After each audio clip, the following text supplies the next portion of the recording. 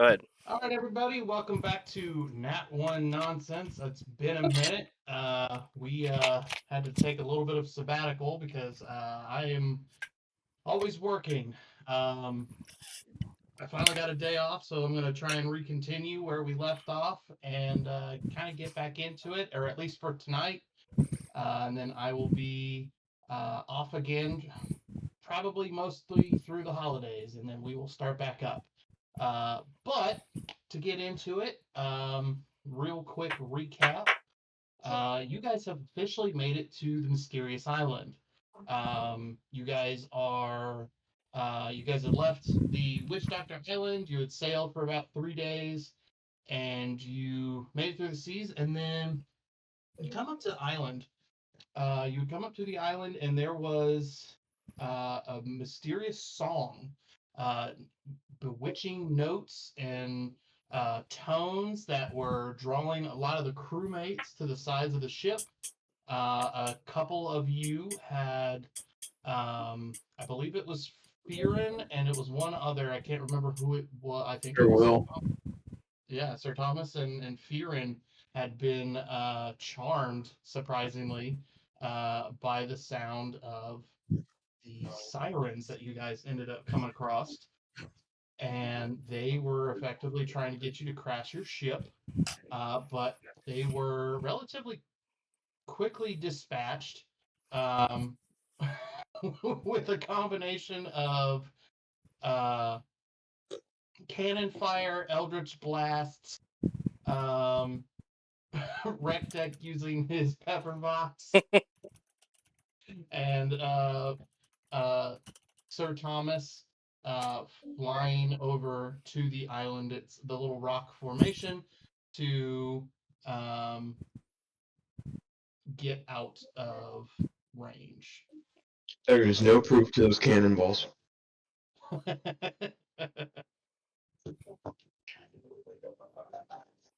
See if this fixes it. I might need to keep my camera minimized so that it doesn't go out of focus. For some reason, every time I go to a different screen, it likes to be weird. Alrighty. But yeah, no, that is where you guys are at now. You guys have officially reached the island. Um, you guys have had. We're already marching. We're already marching on inland, going to the You guys are already mountains. marching inland, heading towards the center mountain. To give context, I will kind of give a little bit of a description of the island itself from what you guys can see heading up to the island. Um, Most of it is vast forest. Um, in there, you can kind of see some areas, or at least you could see from the ship based off of the grade upwards. Eventually, it got up to the point where it was high enough to where you could start seeing portions of the mountains or portion of the mountain and higher elevation. The trees were no longer blocking a certain portion of your view. Um, uh, Directly ahead of you, you are on a path heading towards a gorge that heads mostly in the direction of the mountain. For the most part, it heads pretty well straight to where you guys assume you need to go. The mountain itself, around the around the summit, there are a lot of um, storm clouds circling around the mountain with a lot of lightning that is streaking down around a specific at like a specific elevation of the mountain itself. Um, it's almost like it's just a flat cloud cover, and it doesn't really extend further than roughly the size of the island itself. The clouds themselves are swirling around the mountain, uh, and um, they are not dissipating. They look like they're starting to get thicker in width of clouds, but not exceeding the barriers of the island itself. Almost like it's growing. I guess kind of like how a thunderstorm grows in power. It's roughly doing the same, but it the rest of the area is sunny skies. You guys sailed to this island under fantastic weather, but it's just the island that is experiencing this particular form of weather. Um, you guys get up to the gorge, and I'm gonna move you guys to the entrance now. Um, And it minimized my screen, which I don't know why it did that. There we go. And this is roughly where you guys are at. You guys are at the base of this gorge. You know that you need to start heading north towards the island. Um, or more or less northwest, because you guys ended up on the southeast portion of the island. Um, and this is where we're starting. Hold on, I'm trying to read what we posted in the roleplay channel.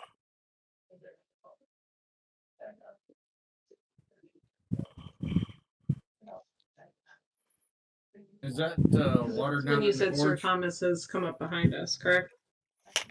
Do what, Renee? This is when Sir Thomas has come up behind the group who's gone in. Yeah, you guys have the 6 kobolds that have entered in, and Sir Thomas is following back behind you guys.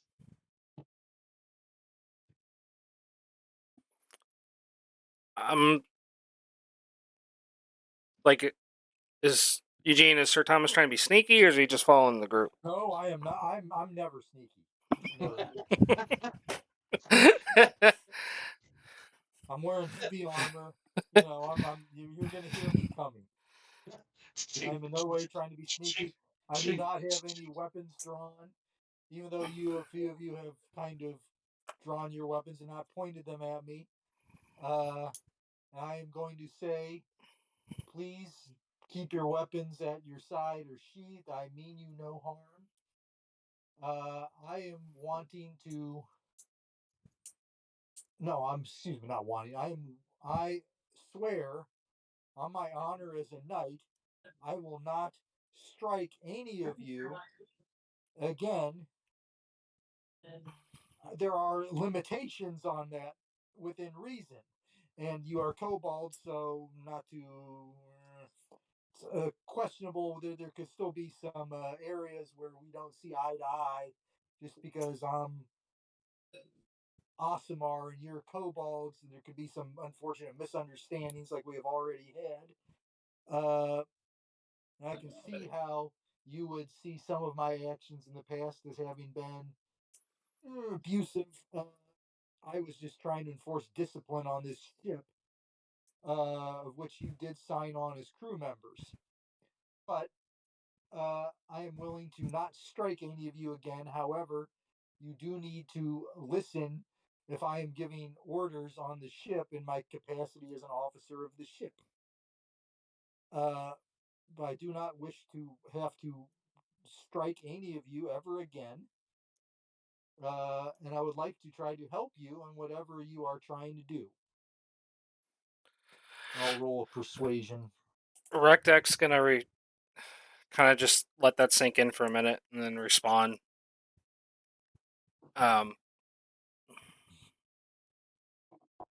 Faith and leadership is non-existent right now. You need us, kobolds, more than we need you. We saved your crew from your own ship and your own captains, or leadership. Faith and trust need to be re-earned before leadership can continue. That is understandable that you would feel that way. And that's why I'm willing to ask that you give me a chance to rebuild any faith in leadership. And then, I know he's not here right now, but I would turn to Farron and kind of look at him, get his opinion, but he's not here. Also to Fearon specifically, he should reattach his appendage. He doesn't need to, strip himself of his appendage there. That's just above and beyond what is necessary. I never want to see anything like that again.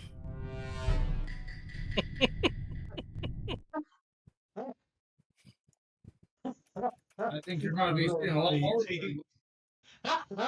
That's really funny. That was good.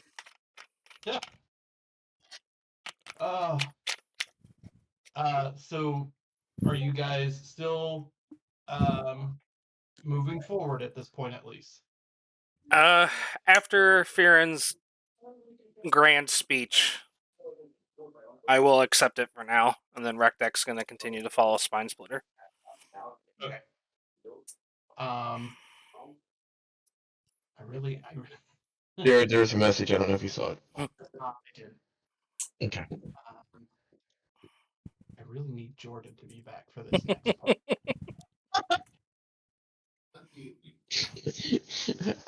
Hang on, guys.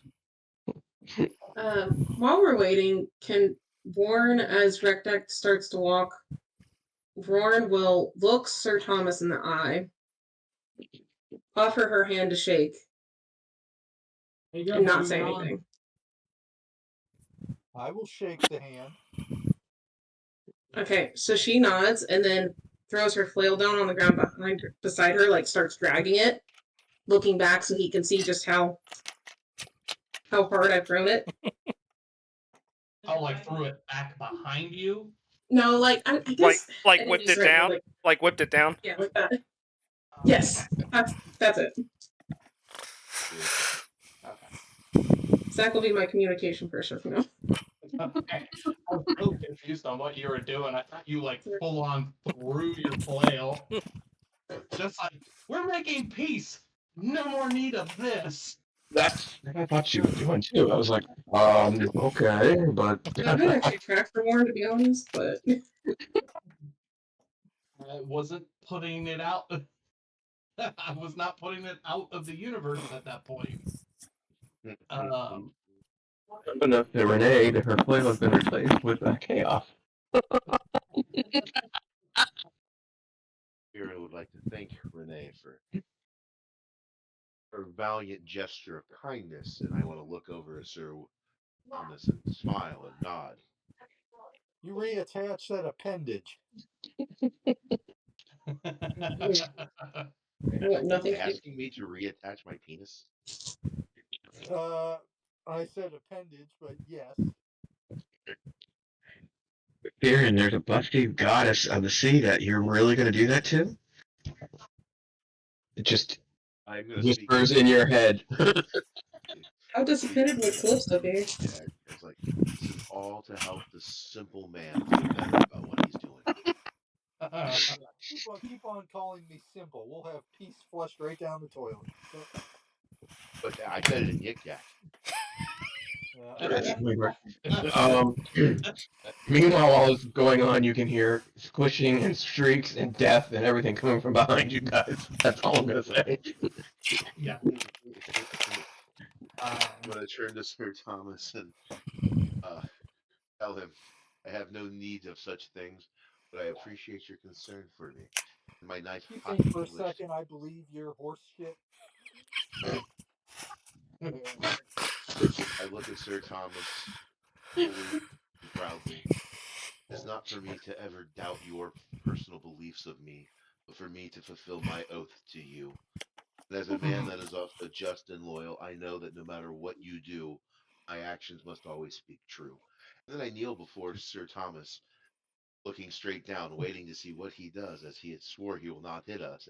He said, yet he does not believe me in front of all of these. So, yeah. I never swore I wouldn't cuss at you. So. He is a sailor. I have a question for Spine Splitter real quick. Are you just walking through or are you flying? No, I'm walking. You're walking? Okay. So you're the one that's moving forward at this point, and you are The rest of you guys are talking with Sir Thomas. So I will I say do not understand that they have stopped. I'm not going to lie. what is your passive perception? Um, You know, most of you, it's like not much higher than a 12, but I know you have a 15? ridiculously high passive perception. 15. Right. 15? Okay. To your right, you hear some rustling in in some of like the really heavy grass and bushes to the right side of the gorge where you currently are. And then you happen to see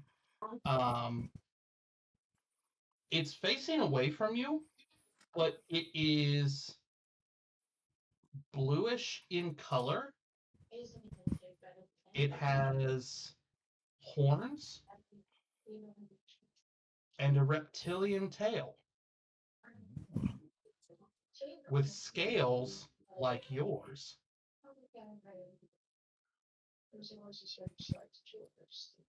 I jump in front of Sir Thomas. Demon! I shout as I ready myself and pretend as though I'm protecting Sir Thomas as I come up almost to his knee.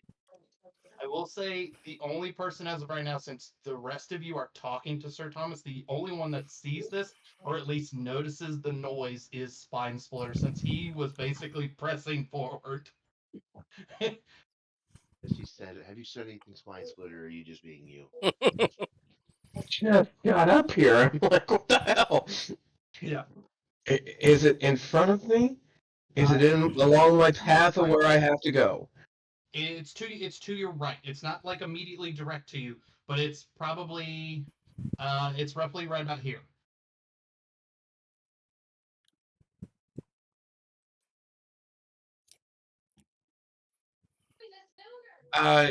I'll scream and yip yak. Get the fuck out of here. Um, Can we hear him yell? those who speak Yik Yak, yes, you guys hear him yell. All right. I will. I The look to see thing that that fish game. Hearing that, in response, And then I pause. Wait a minute. Where's mom? Bitch. the moment that you speak and you speak in Yip Yak, the thing pokes its head up out of the bushes and it's another kobold. and what? You said, It's another kobold. that's what I figured. And like I said, When at first I said, get the fuck out of here. And then I was like, where's mom? It's really confused the fuck out of this thing. as soon as I hear him yell, I'm just gonna start walking in that area. So whenever. In the meantime, I'm heading that way. And I slowly count to 5. He has till 5 to answer me. The kobold looks at you, Spine Splitter, and says, "What the hell are you doing on the island?" Your island. Yes, you're on my island. Well, that means you're gonna die for holding my mom's here then. Who's your mom? The dragon, the asshole dragon person's trying to steal her soul from. And where is that asshole? I've been here for 1,000 years. I don't know about a dragon. Where is the dragon?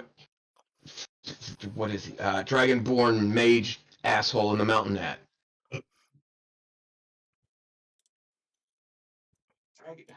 Dragonborn. Dragonborn. Who are you looking for? A dragonborn what? What's his name? God damn it. I don't I know. forgot his name.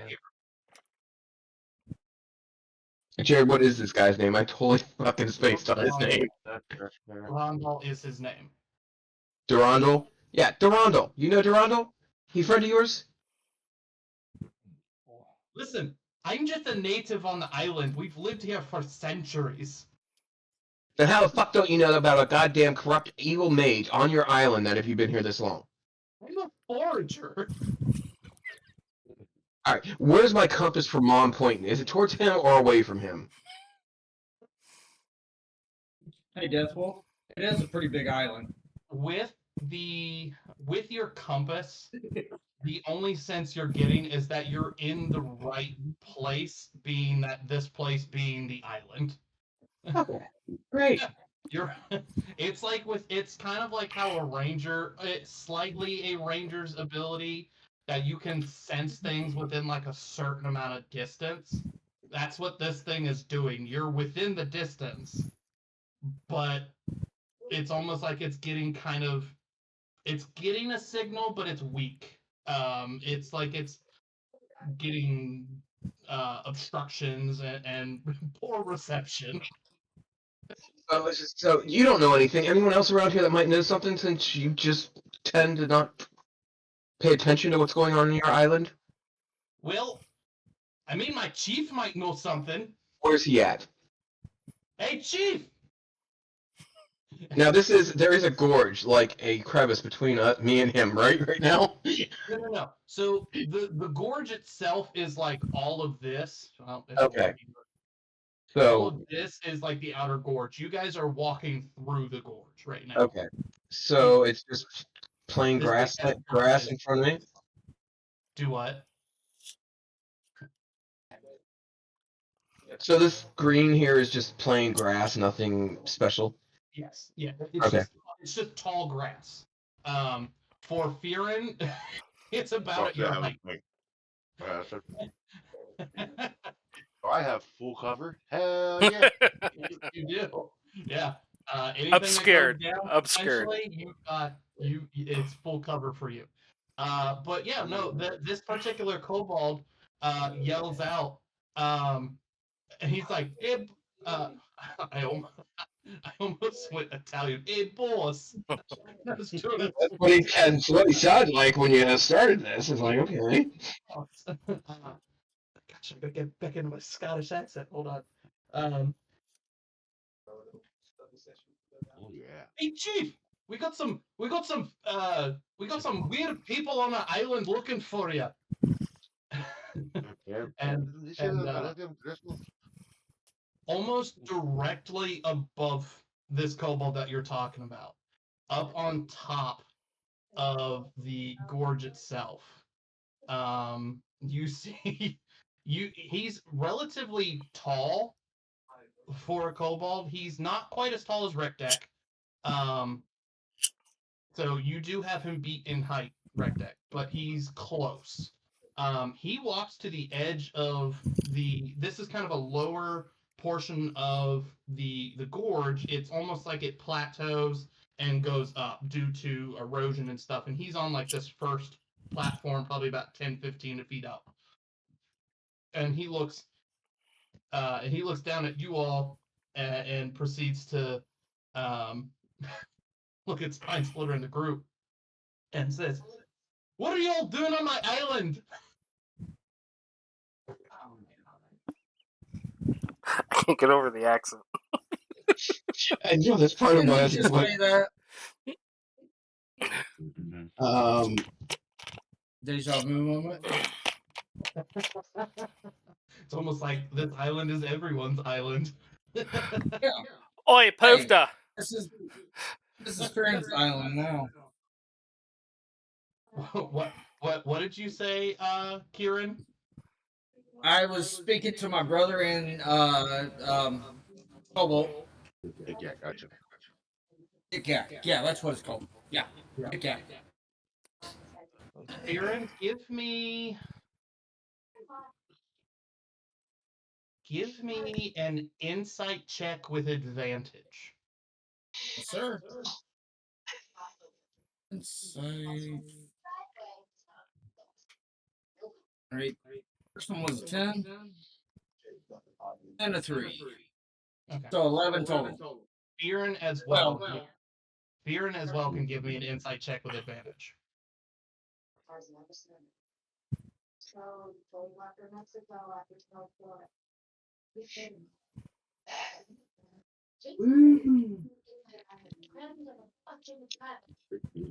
So I didn't make this DC very high, so you're actually going to get a decent amount of information with this. Kieran. This guy looks like Kieran. Same color, same type of scale patterns, just a little bit shorter than Kieran. But it's almost a spitting image of him. And you recall your days in the cave when you guys were clutch mates. You guys, according to your backstory, you are, you guys were stolen from your group, but you are brothers through and through. You never thought about the fact that he was a different color kobold. You guys hatched at the same time, but at that point, you guys were already away from your cave system. You guys were in a different land, and you guys had hatched, together. He's your brother through and through. But you had seen other kobolds in your journeys, and you are aware that even with your travels with Jiraiya-sama, you had asked about, you had told stories about your brother and that he was in the army and that he was, military man. Well, military man, but that he was a blue-toned kobold. And Master, Master Jiraiya-sama, he's been around all of Atresha. He's been around the entire nation. He's explored vast knowledge and things of that nature.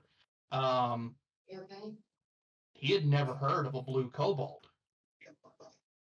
Nowhere in your guys' underground network of kobolds has there ever been recorded or cited a clutch of blue kobolds.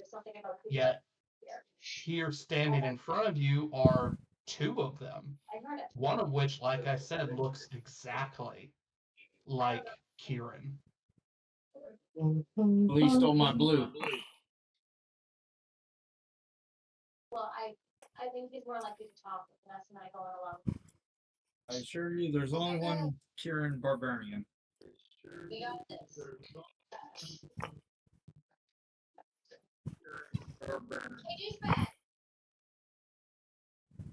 I'm gonna. Want to. I'm gonna look at the blue kobold that looks like my brother, and I'm gonna go and attempt to grapple it with my beautiful 10. So you run forward, climb up you're climbing up the edge of the edge of this gorge to get up to the little plateaued area where he's at. But with your 10, you don't get quite all the way up there. You're kind of trying to scramble to the edge, and he just kind of uses his foot and pushes you slightly back down, where you just slide back down to the basin.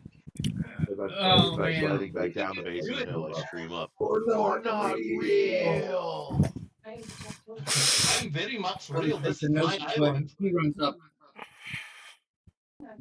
Brother turns to him. Yeah, I'm still on. Okay. Goes up to him. I'm trying to find a character. You'll need your character. Just say what you're gonna do. I'm gonna go up where my brother went up and he pushed him down. I want to see him push me down. You're running up the hill at disadvantage to see if you can knock you back down the hill. Yeah. I mean, I'm a kobold.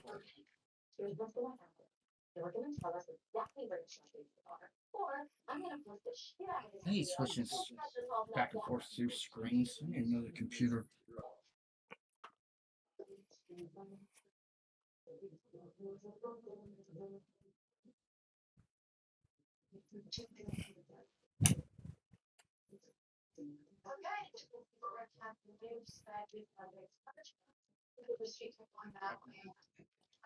Did you roll to try and get up there, or what's he doing? Okay, sir. What did you need me to roll? Great. I'm assuming strength because you're trying to get up there to, so he doesn't Roll push you down. athletics.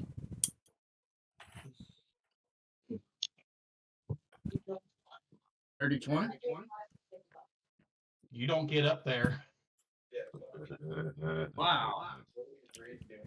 Nice. What are you doing? Why do you look like me? Because I'm a better version of you. Are you trying to persuade him of that? It's the bait. Sure.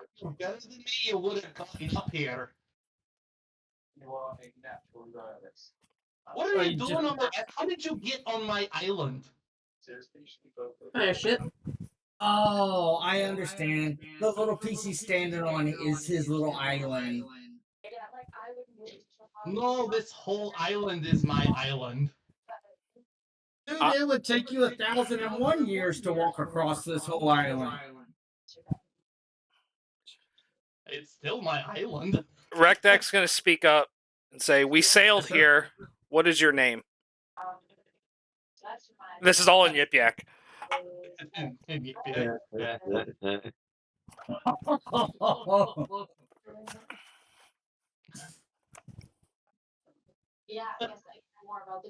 Okay. He looks at Rekdak and is like, "You're an awful tall one." My name's Baggle. It's what? Baggle. Bagel. Okay. Baggle. Bagel or Bago? Baggo. Baggo. Baggle. Bagel. All right. Out loud. I'm getting rather.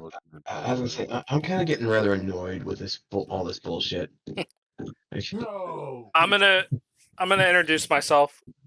I am Rekdek, and we are here looking for someone.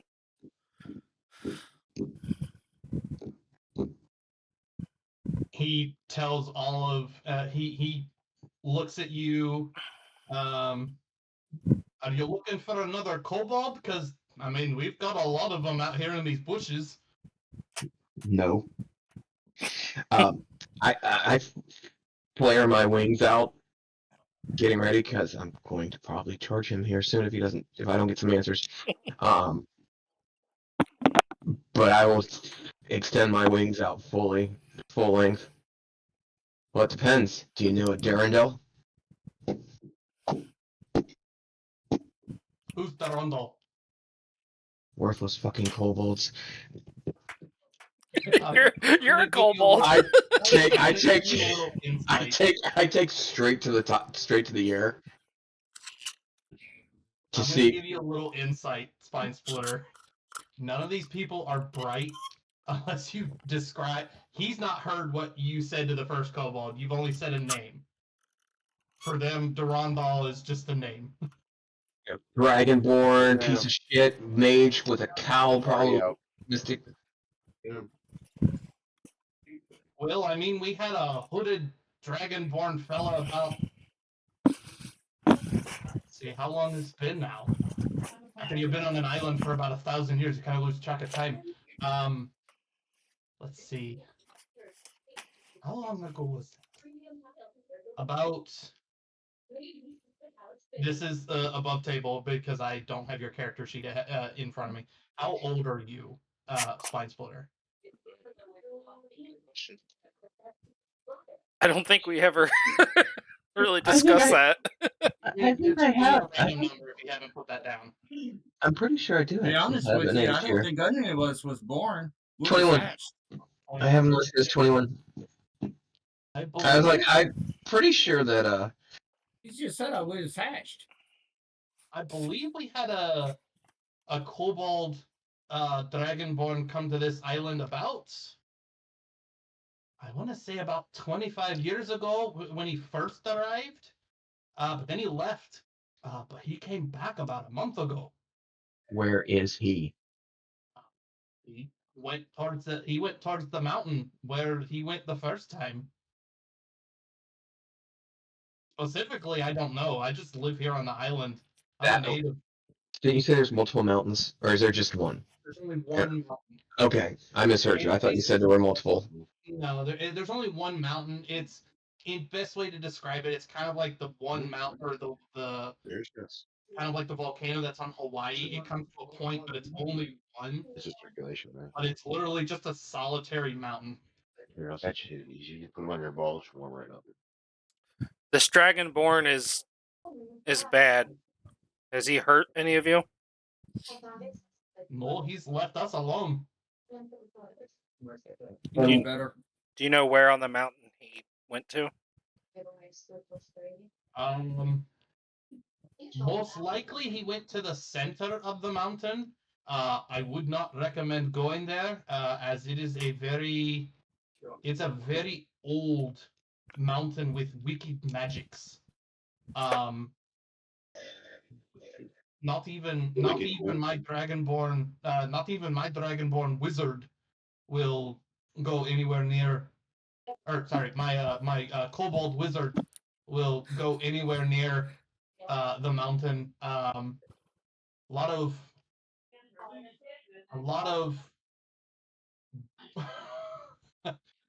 a lot of backfires with spells.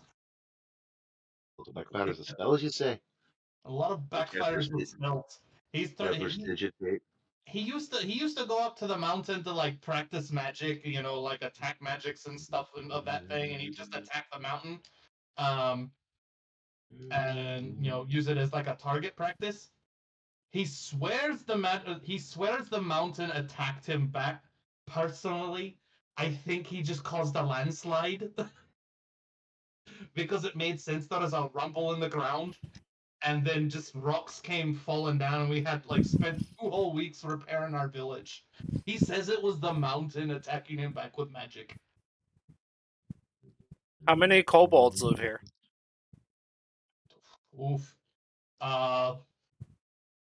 Couple hundred. Are they all blue like you? Yep. And I'm gonna kind of give a side eye glance towards Kieran, and then look back at him, and then He just looks really. It's uncanny how much he looks like me. I've seen my face in the reflection of a pool. It's uncanny. It scares me. And I'm not easily scared by much. Oh, family reunions, aren't they great? I just heard what you said, Michael. Going to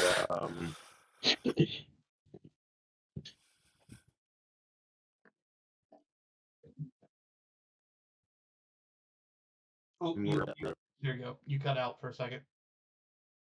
okay. Yeah, your Trying Michael. to scramble. Okay. I'm trying to scramble to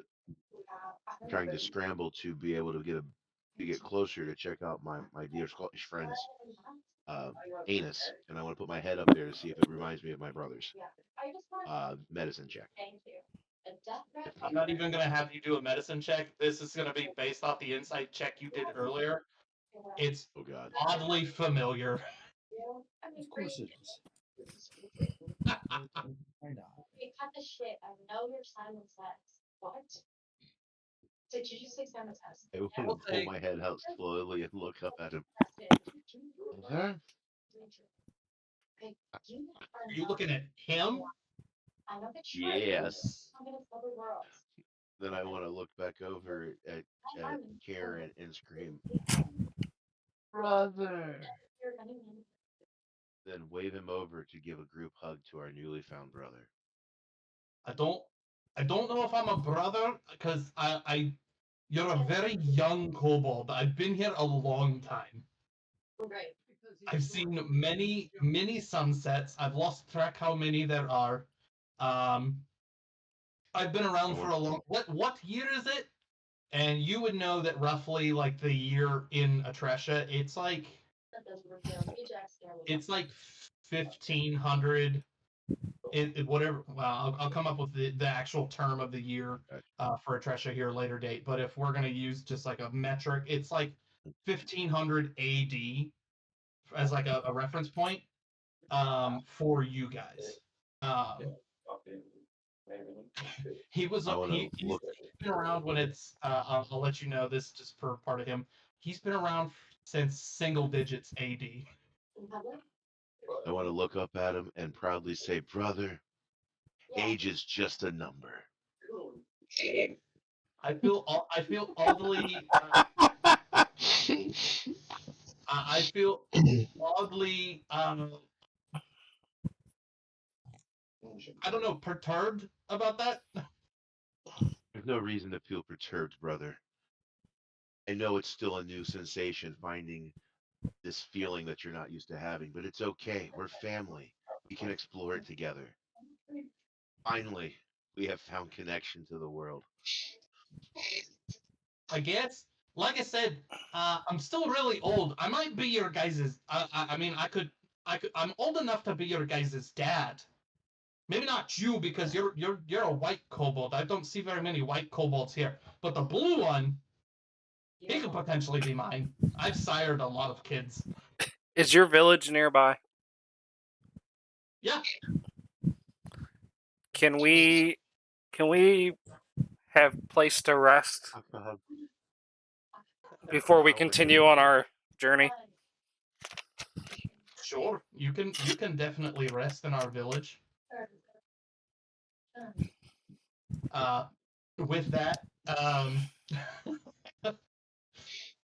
he so you guys are all looking up at the chief. At this, he kind of looks past you guys. Like he's still looking relatively in your general direction, but he looks past you and kind of gives like a very weird in Yip Yak kind of like more guttural Yip Yak. Like you guys have a conversation in Yip Yak. This is Yip Yak before it was like a language for you guys. It's more like barking Yip Yak. And he's like, what? To which behind you guys are about 8 kobolds that just pop their heads out of the bushes and in response just goes and they proceed starting to walk towards they proceed to start walking towards the direction of the gorge that you guys were already going. So like on the map it's the shaded area. And they're very broken English for them. Under my breath, just loud enough for the people around me to hear, I'm gonna be like, I saw them. I knew they were there. Just in like very broken speech to you guys. Come, village this way. Come with us to village. You rest to village this way. On our way, can Warren turn? Oh no! Can Warren turn to Furin and say, "Is that what a mating call is?"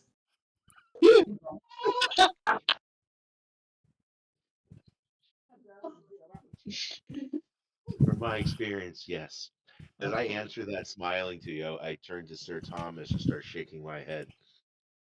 I do not trust these creatures. You cannot trust ones that are so scaly and smell funny. Do you not agree? I'm going to add in common. Shakes his head and says nothing. I'm gonna add in common for Sir Thomas's benefit. It's like let's rest up before we continue to help Spine Splitter, because Fearin is still dangerously low. Yeah. Immortal. Oh. Oh, I thought we rested before that. Oh, No. The long rest was before the heartbeat fight. Sorry, Jordan. From this point on, you guys just went, let's go. Well, like I say, Kobold has a one-track mind. You get on something, you go with it. Yeah. Well, one particular winged kobold has something specific on his mind. But yeah, in common, I will say to Sir Thomas, they're going to allow us to rest at their village. Don't attack any of them. I will nod my head in agreement. Okay. I had to whisper into his ears. Are you aware that they're going to marry you off? I will say, shut up, you troublemaker. That's fine, Sir Thomas. I would never be one to sully your name. I felt you should know the way of their customs, but as you are a learned and knowledgeable man, I shall let you to your devices. Uh, but I warn you, be aware of their customs. I just want to put the littlest bit of doubt into Sir Thomas's mind about what's going to happen next, because I have no idea, but I want to see what happens. And I'm And just once again going to look at you with my usual level of contempt and disgust and disapproval and say, I will just ignore anything that if they try to make me do anything, I will just ignore them. Just as I will ignore you. As you As you wish, my liege, and I take a knee and just bow my head before him again, waiting for the approval to a backhand and hit. That would definitely make the rest of the group upset, but I look forward for my sense of well-being and purpose in life. Jordan, I said, Mm-hmm.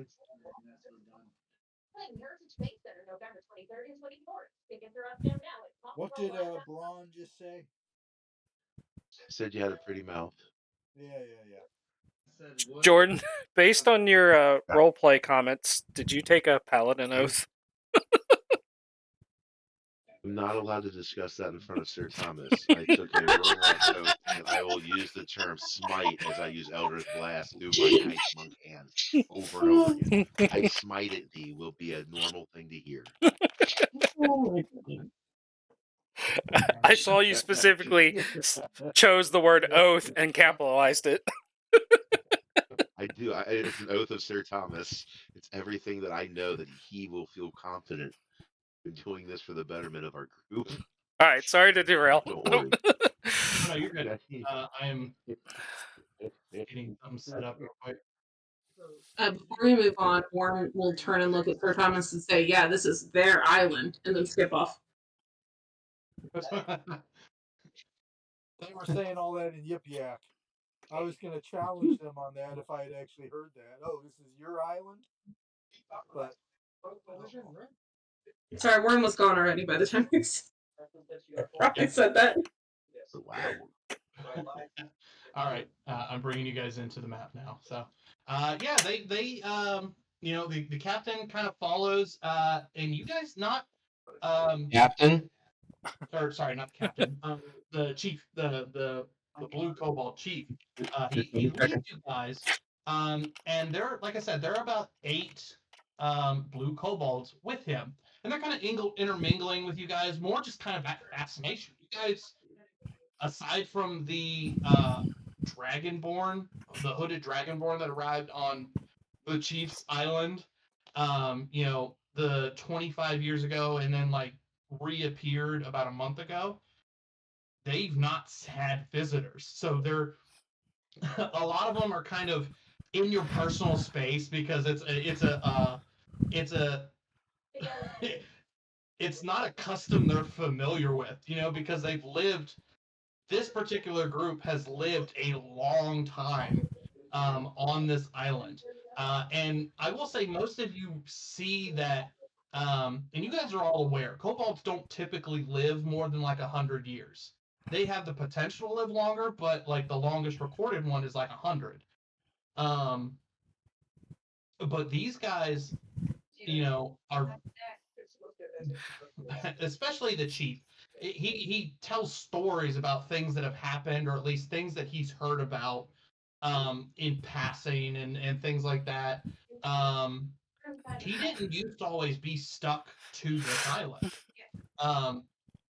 But he had heard stories about like different things that happened in civilization, stories he's mentioned and things like that as you guys are heading to this town. And Noticing that they're kind of like super intrigued and kind of up in our space, just wanting to be mischievous, I'm gonna start intentionally making all my movements kind of like inflatable wacky flailing arm tube guy, just just for their benefit as we walk. There are about 4 or 5 of the 8 kobolds that are like surrounding Rec Deck with like puppy dog eyes of fascination. Just like, do it again! As I just flop over and as I walk. Yeah, just do it again, do it again. I didn't know what he was saying. And like I said, it's all in broken Yip Yak too. It's just like, do it again. Benji man, bend backward. I take to the air. I am not letting these guys touch me or come near me. No, they're not trying to touch you. They're more just kind of in your personal space. Like I said, I take to the air. Like a 6-year-old nephew at a Thanksgiving party that you're their favorite aunt or uncle. Yeah, I take to the air. As soon as he unfurls his wings and takes off, I'm going to very briefly prostrate myself as he takes off. I'm gonna play with my prostate as well. Do what? Oh, you're gonna prostrate yourself. Yes. My bad. Just until he gets up in the air, then I'm going to pick up and go back to my shenanigans. Almost like you deflate. Oh, God. Yeah. Yeah, no, they are super infatuated with Rec Deck. Just with the sheer like lack of bones that seems that he has. To just be like he's standing. But yeah, no. A lot of the stories that the chief has been talking to you while all of this is happening with the kobolds, he's telling stories of like wars and stuff that he's heard of in his travels previously to being stuck to this island. And a lot of you guys, well, at least Sir Thomas would know this because he's a learned man. A lot of these wars that he's talking about, Sir Thomas, they happened over a century ago. And he's saying that he has heard from people that this is, people that were alive back then told stories of what had happened. There were other, for him, there were other people that had, washed ashore on this island. They're long dead.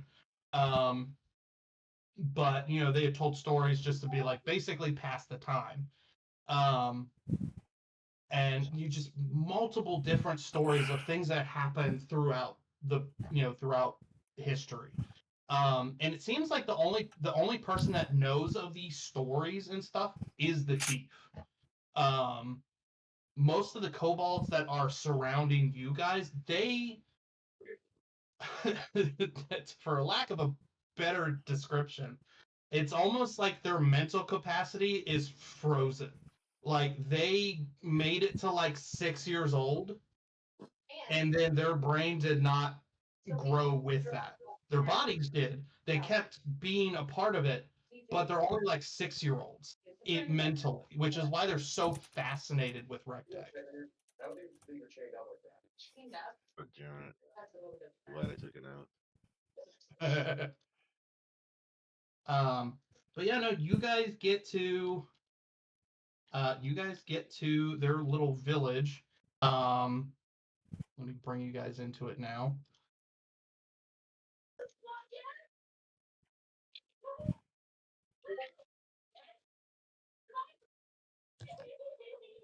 This looks familiar.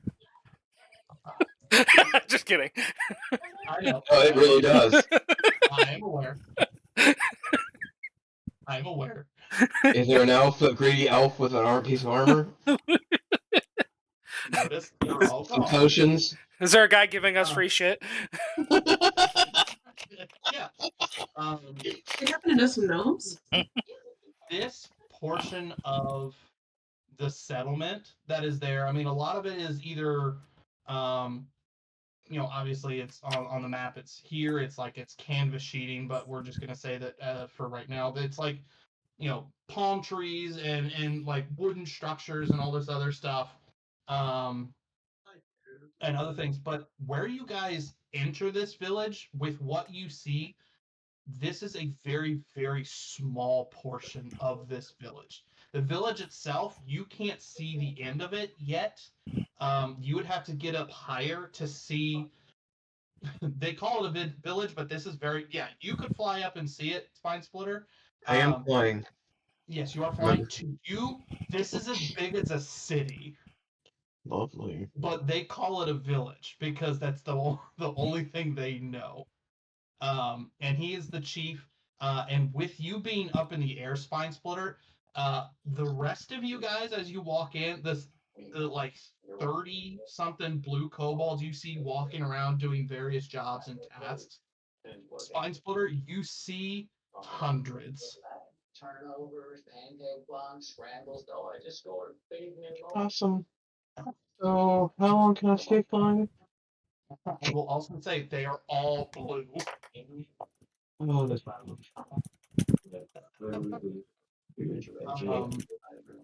But yeah, no, the chief leads you guys. They get to um little kind of like a little area that they're like setting up some they're setting up like some additional housing. It's almost like these kobolds breed like rabbits. Setting up additional housing. Some of them are cutting down trees to prep lumber. And get stuff like that. And a chief walks over, starts talking to a couple of the kobolds that are in the wooded area, and they are, they just kind of give some nods and some like yip yak grumblings and things like that, and they start getting to work like setting up some like spare shelter for you guys. It takes a little bit of time for it to get to that point, so you guys got there.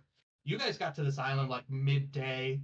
I'd say it's probably about 3 or 4 in the afternoon by the time they get like everything relatively set up for all of you guys. But the chief, he's leading you through. He's just like, well, like I said, welcome to my island. Feel free to mingle and rest. Like I said, we have no idea how you got here. Me personally, I've seen many travelers come to this island. None of them are still alive anymore because I've lived, like I said, a century or so, or a millennia or so. So I've talked to a lot of individuals. So I've got stories to tell if you'd like to hear anything. But feel free to get rest to the winged one if you guys want to tell him when he comes back down from flying and killing the seagulls on this island. Um, uh, by the way, you're muted, Michael. I saw you talking. I totally forgot about seagulls. Are there seagulls up here? Oh, Not this- anymore. There are as many seagulls as kobolds you see flying around this island. Oh, we must help provide dinner for tonight. So, okay, we start killing kobolds. Start killing seagulls, not kobolds. I start killing my own All right, people. let's go. Here's some army. I'm gonna ask Bagel if there's other kobolds as old as him here. The name is Bagel. In a non-condescending or like insulting way, I'm just gonna keep mispronouncing it, not intentionally. But I want to ask him if there's Dialect thing. if there's others as old as him, because all the ones I see kind of appear like the ones that were following us, right? Yes. Started. Yeah, Jordan.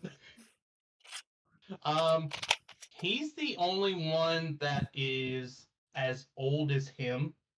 Yeah, he responds to your question. He's just like, well, there used to be one that was almost as old as I was, but he had been on this island before I got here. So it's almost like he ran his time, and it like the time on his clock. He punched his time clock, and he's already departed from this world. And I effectively took his place as chief. And eventually, when we find, and he looks to you, eventually, when I find one of these kobolds that are smart enough, one of them I will turn. We lost you, Jared.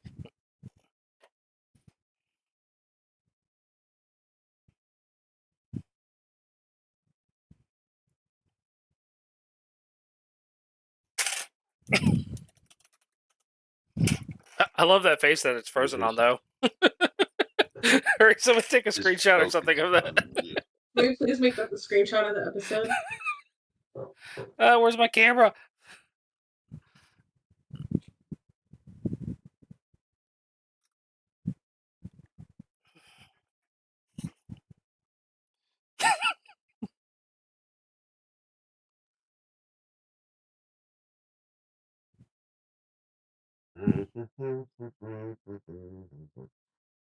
This is for the chat.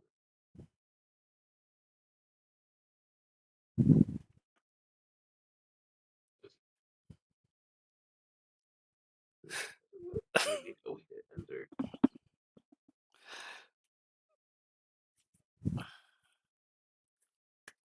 Here's the new Nat One nonsense banner.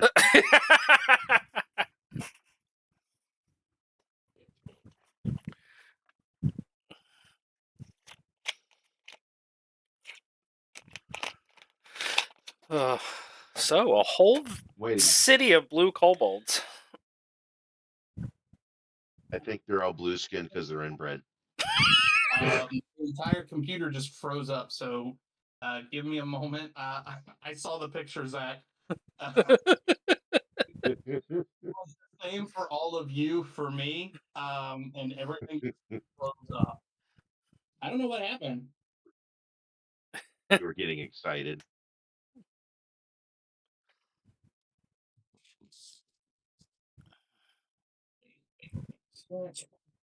Relaunch everything.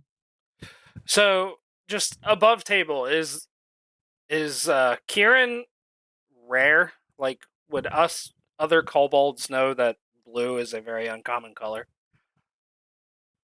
Um, Because I think we're all, other than Kieran, we're all red. I think, right?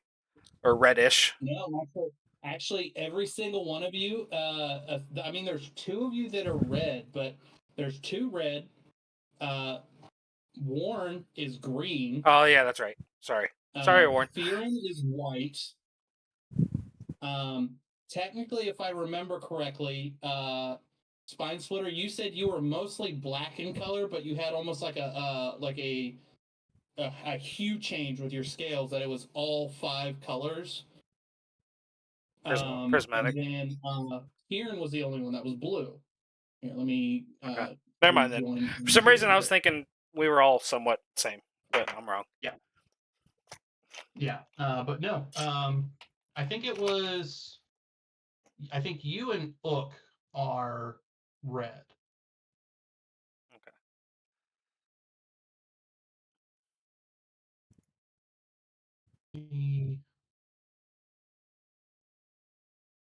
Put that back on. Reopen up the map. Did the map at least load for you guys? Yeah. Okay. Just wanted to make sure of that. I'm relaunching that real quick. I was gonna say it's still there for me.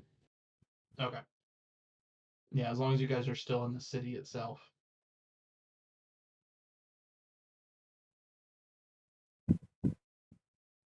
Yeah, I honestly have no idea why it froze.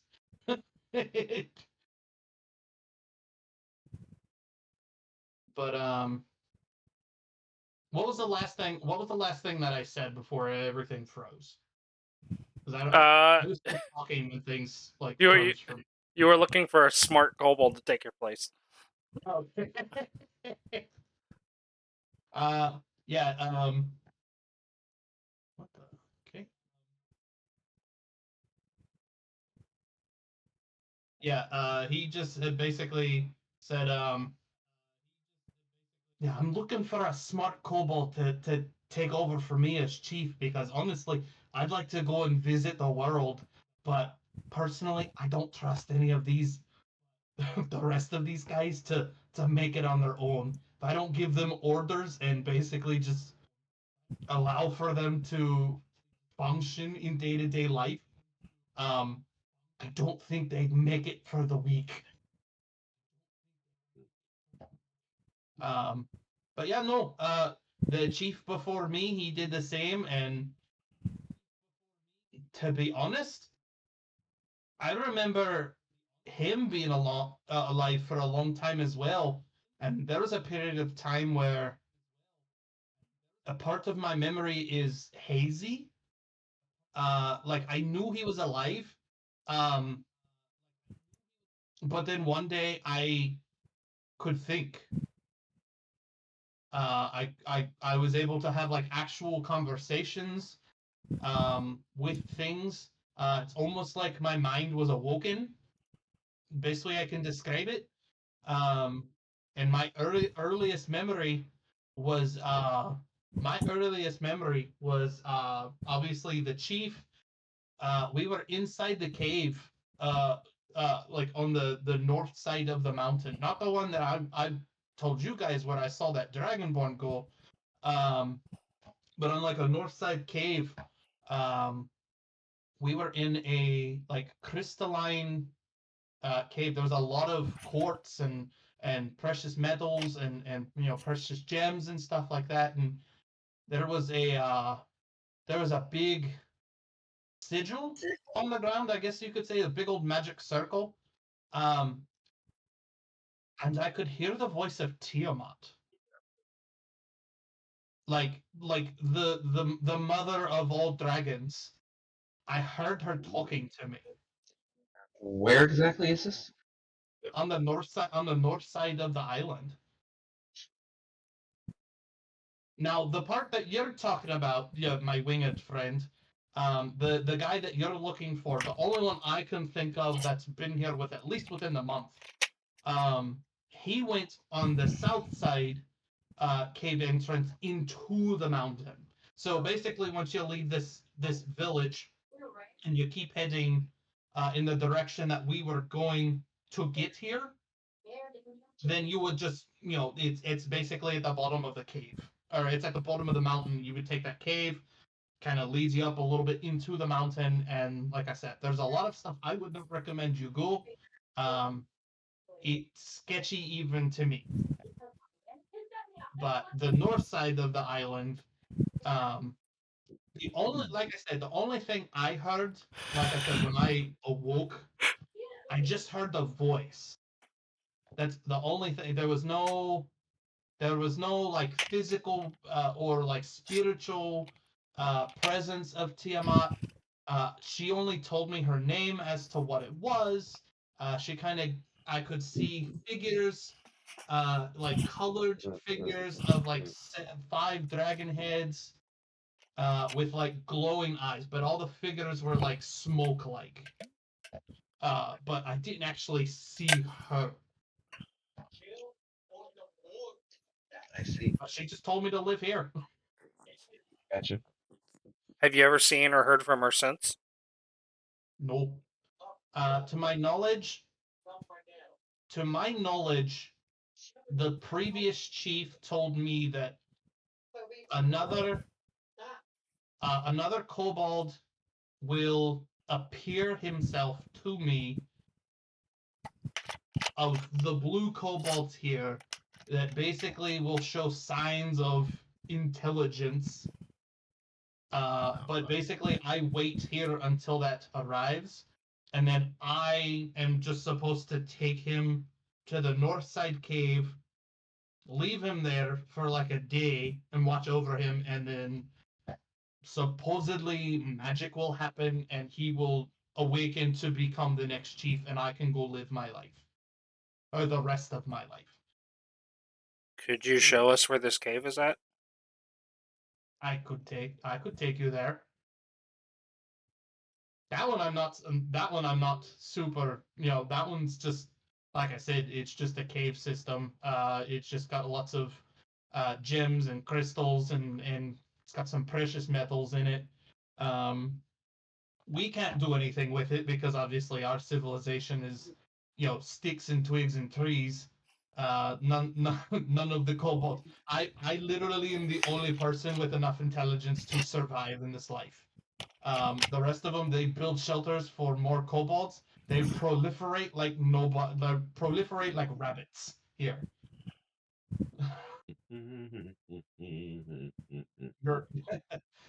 I sired about 10 of them, and you can see how many there are. So if that tells you anything, they're not that bright, but they don't make very wise decisions. So Fearin uses prestidigitation to create a smoky five-headed figure that begins to sound like Tiamat and says, "The outsider blue one is the chosen one." And I rolled a nat 20 for deception.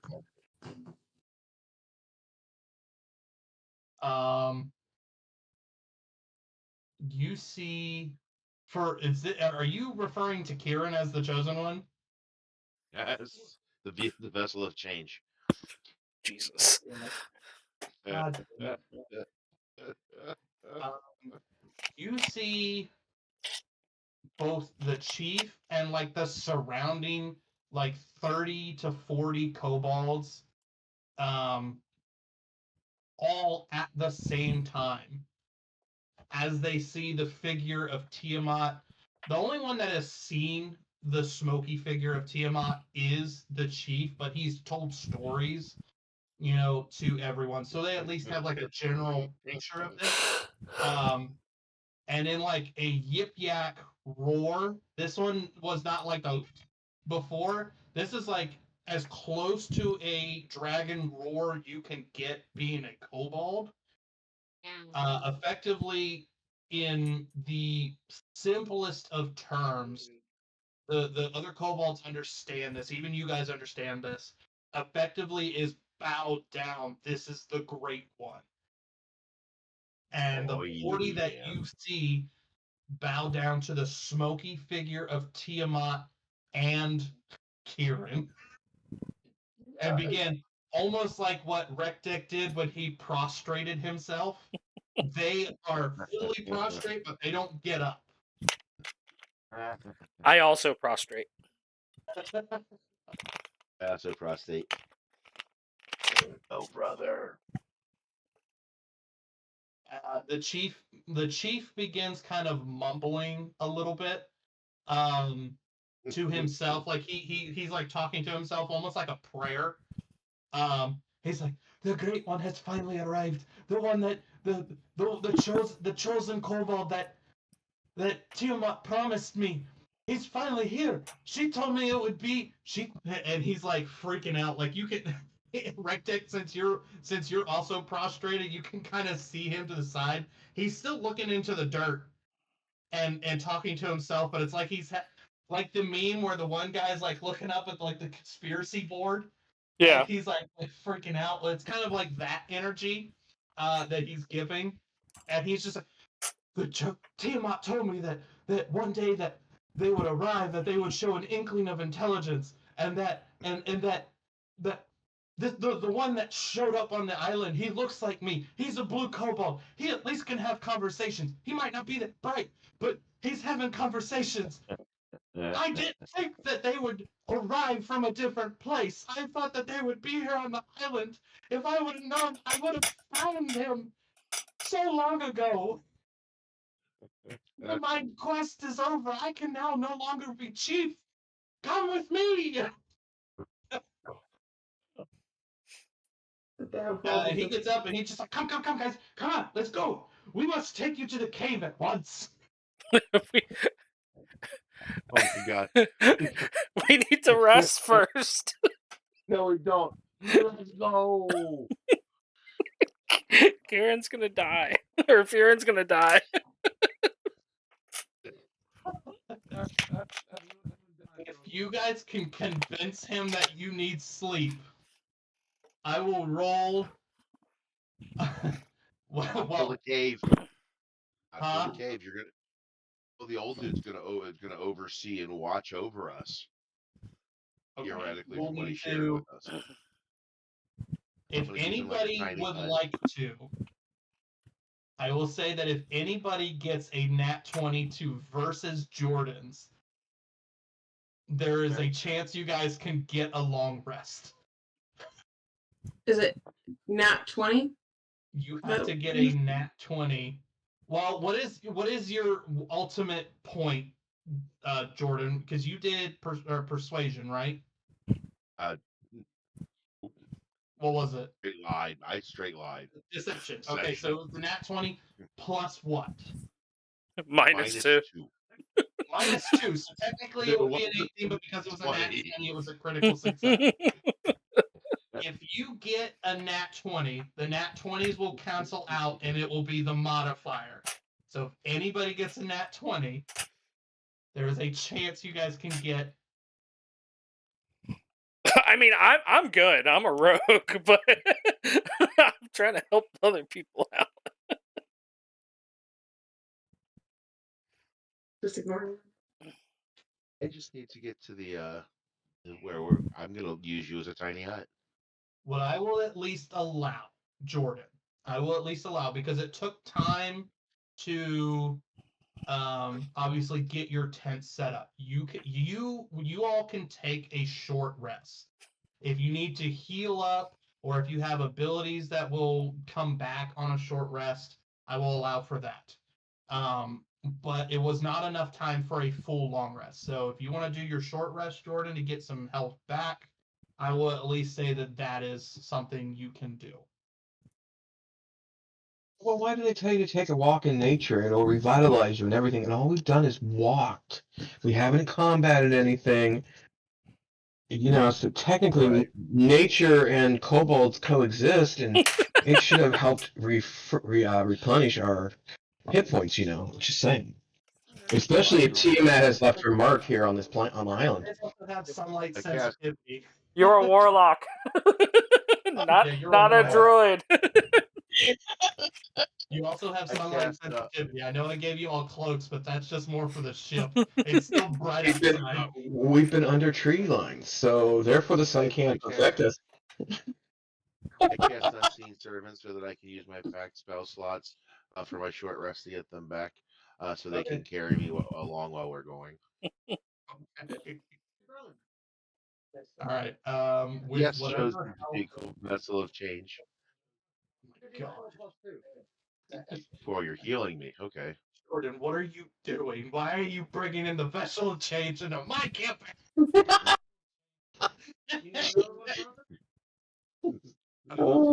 It's part of my oath. God damn it. I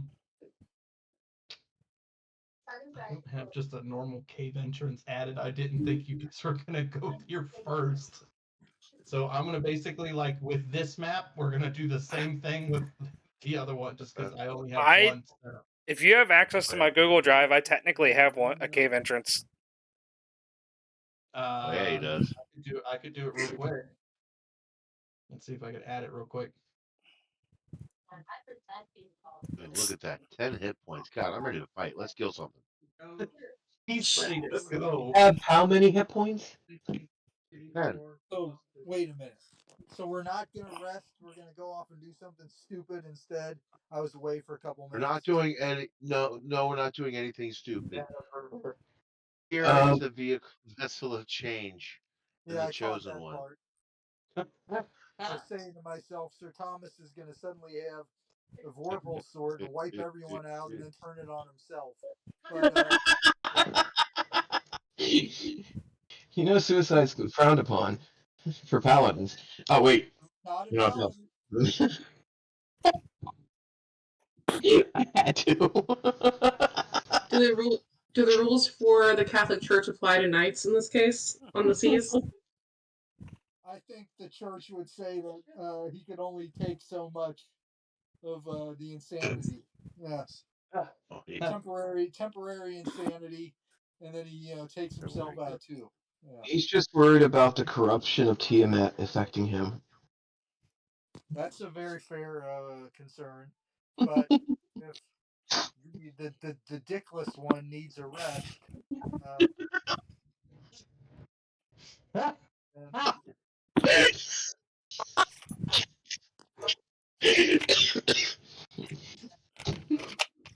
I'm not dickless. I made an oath to you, Sir Thomas. I have no Technically, he's a needs and chub. luxuries like Peni. Perhaps you can show me how to properly use my manhood. No homo. You said that in common. You'll want to consider retracting that, or I will not be able to keep my promise. No violence. Thomas, I apologize. There's nothing for me to retract as there's nothing there. I said the I'm sorry to common. disappoint. Damn it, Jordan. I shall grow a penis and name him Comment. I wouldn't put that past you. Nope. I wouldn't put it past a certain female goddess of the sea to do it. I can't wait. I want to have 10 genitalia. Comes out like a sea monster. Yeah.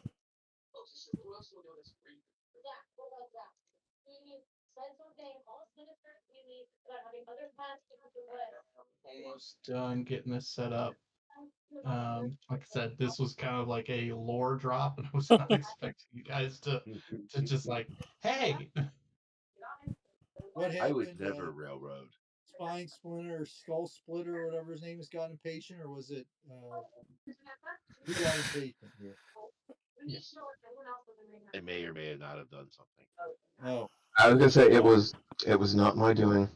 okay. For once, I am innocent on this whole thing, surprisingly. I picked a heard a bad really time good- to have to answer the call of nature. Clearly. I was able to lie to everybody and get them to believe that Yeah, I got the first Aaron part was. of that. I caught that part. That's all there was to it. That's all that was required. Is I went, "Ooh, you'll take me to a cave and watch over us." Yeah, that dude's smart. I don't have to And think. you were He'll doing just all lead this in me. yip yak. I assume so. I didn't understand a word that was Oh, being said. correct. Technically, I did it. Actually, Jordan likes speaking in common, so I was gonna say, pretty good chance it was in I do. common. I mean, as far as I'm concerned now, in order to make sure that I gain your trust, Sir Thomas, everything's in common, which will become annoying. Oh God, I'm so sorry. But as part of my oath to Sir Thomas, I have no choice but to only speak in common. But that is going to be horrifying. So from now on, when I say simple man, I am saying it in common. Oh, good. This should be short lived.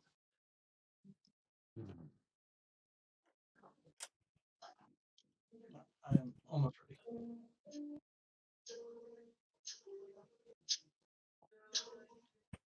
I love how quick above ETT is allowing for me to do this.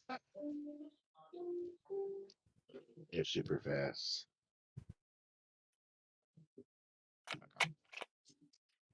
I have a penis. I have a penis. Well, you really don't anymore, though. Yeah.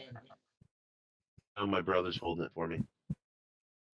In fact, it's not even mine. It was I received so far.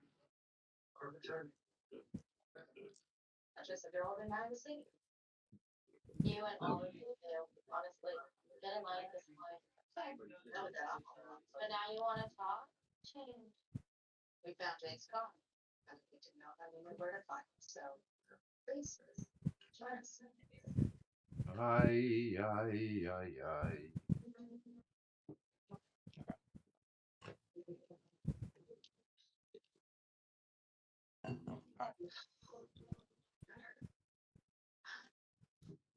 This should have brought you guys to here.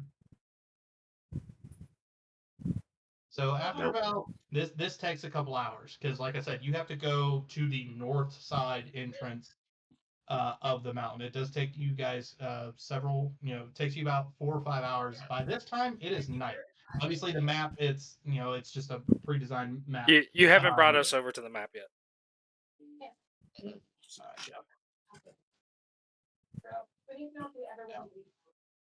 There we go. I just reloaded the map. I think they're all liars. Did it bring you this time? Yes. Yes. Okay. Yeah, so he brings you to the cave entrance that you see. Upon arrival, there are torches lit. I mean, obviously, this is not a dark map. I did this on the fly. It is not a.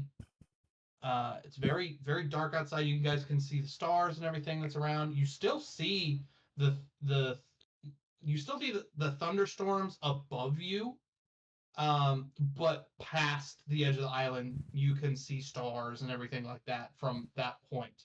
Um, Here specifically, you are on the north side of the island, and the chief still super excited that he's bringing the chosen kobold here, um,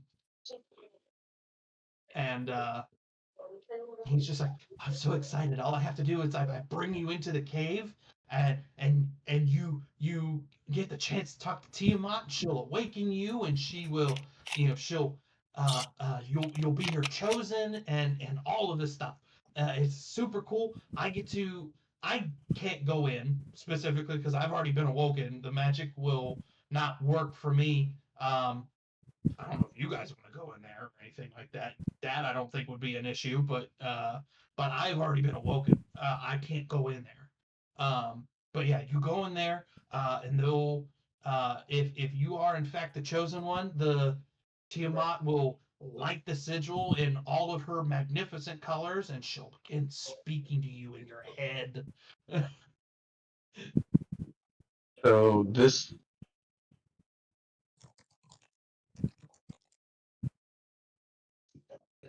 The cave is an entrance that we have to go to. Is right there. Okay. That Yeah. is the entrance. We should probably have a long rest before we do this. Okay. Now you say that. Well, we're here, so now he's got to watch over us, watch over the chosen Exactly. That's ones. where I was at. I'm like, perfect. He is our tiny hut. And we'll keep in mind, so aside from the chief that you guys were talking to, the entire village followed you guys here. So Oh, I this is know I only put a couple of them down here, but there is an oh entire my village. god. They don't know what's happening. They just saw the chief get really excited and they were kind of curious as to what was happening. The entire village, like people went and told other people about the village or of the chief going to the north side of the island, a place that he doesn't go very often. And there are new faces here. You guys are all new faces to this island, and you all and the whole village follows. You turn around and there are torches and hundreds of blue kobolds, like a sea going down the mountainside a little bit, just all looking at you.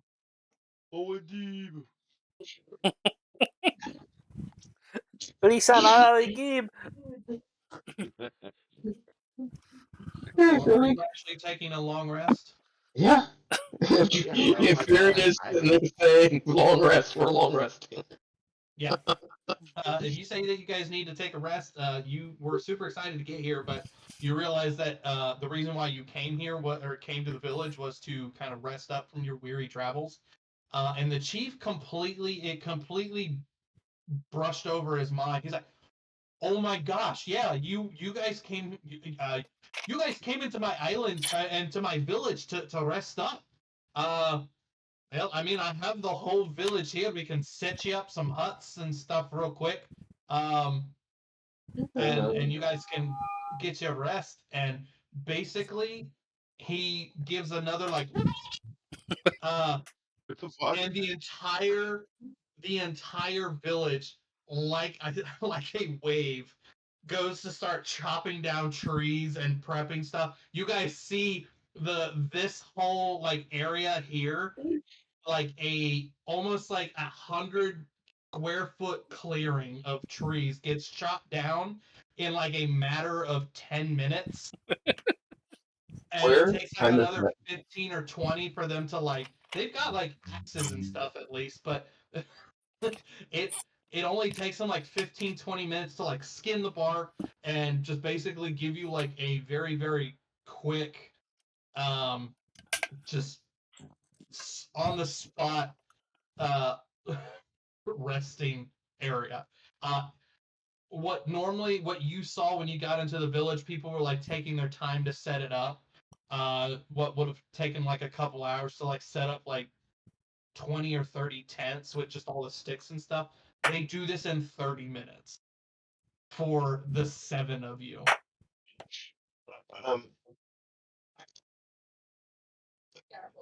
I just fly up to the top of that rock and fold my wings over me and fall asleep. Alrighty. I have to take a quick break because this seems like a good time to do that. So I'll be right back. Okay. You guys can go ahead and take a break real quick, because you guys are just doing your long rest now. Can Warren go around and try to offer cards to the kobolds? Oh god. Oh, there will be no roll for this. I will fully, even if you do poorly, they will be just ecstatic you're doing something. Because, like I said, you guys are new people. To them, even if the trick fails, it worked in their mind. I'm going to tell you right now, I've not edited their stats yet, but I need to. The collective intelligence of everybody aside from the chief is a 6. So they're just above peace. Perfect. So Warren feels super smart right now, is what I'm hearing. Or like a genius to them. All right. As I say, yeah, I'm just gonna walk around and just see if they'll pick up cards and see if they can guess and see what happens. How's Sir Thomas doing with a sea of blue kobolds? Sir Thomas is fine. Okay. They're just a sea of kobolds. They're super excited. I mean, they're super excited to see you too. They've never seen anyone that looks like you either. I mean, the fact that there's like 6. Let's see. I'm trying to think of how many of you are. So there are 5 of the kobolds that they've not seen their colors before. Or sorry, 4. Out of the 5, there are 4 different colors they have not seen. And obviously they're seeing Kieran, and he's the same color as them. But they've not seen a black kobold, a white kobold, green, or red. So they're fascinated just the fact that there's other colors than just blue. But they themselves have not seen a humanoid before. What? They saw the dragon dude. He was a humanoid? They don't know the The kobold. chief saw him. Dragonborn. Human. So I think that's what you mean. See somebody who actually looks like a human might be a human. Because Yes. I'm human to appearance until I reveal otherwise. Yes. Yeah, Yeah. you are. Yeah, but the village themselves don't know of the Dragonborn. That's why they asked the chief. The chief is the only one that knows, or at least has memory of the kobold or the Dragonborn. The rest of them are all rocking 6 intelligence, so they don't remember him. If they've seen him, they don't remember him. They live day by day like the movie. They live their day by day like Groundhog's Day. Oh, Jesus. All right, I'm back. I'm sorry. Welcome back. So yeah, you guys take your long rest, get all your slots and um, health back, fearing. What were you sitting at before you took your? Were you at 4 before you took your short rest? He was at 2. More than enough. Yeah. So he, like I said, he said that you all can go in there if you would like to go into this cave system. You don't all have to, but he is definitely urging. He's definitely urging Kieran and Fearon to go in because he knows that Fearon is with Kieran, and you effectively proclaimed that the chosen one was here. That Kieran was the one that was here. Is anybody else going in, or are you guys Yes. just gonna wait? I'm following. Okay, you're all going in. What about Warren? Yeah, and I actually have a question. Yes. Before we go in, can I see if the current chief will take the two-handed or the mirror and see if what I see when it reflects back? Oh, you wanna reflect the mirror? Yeah.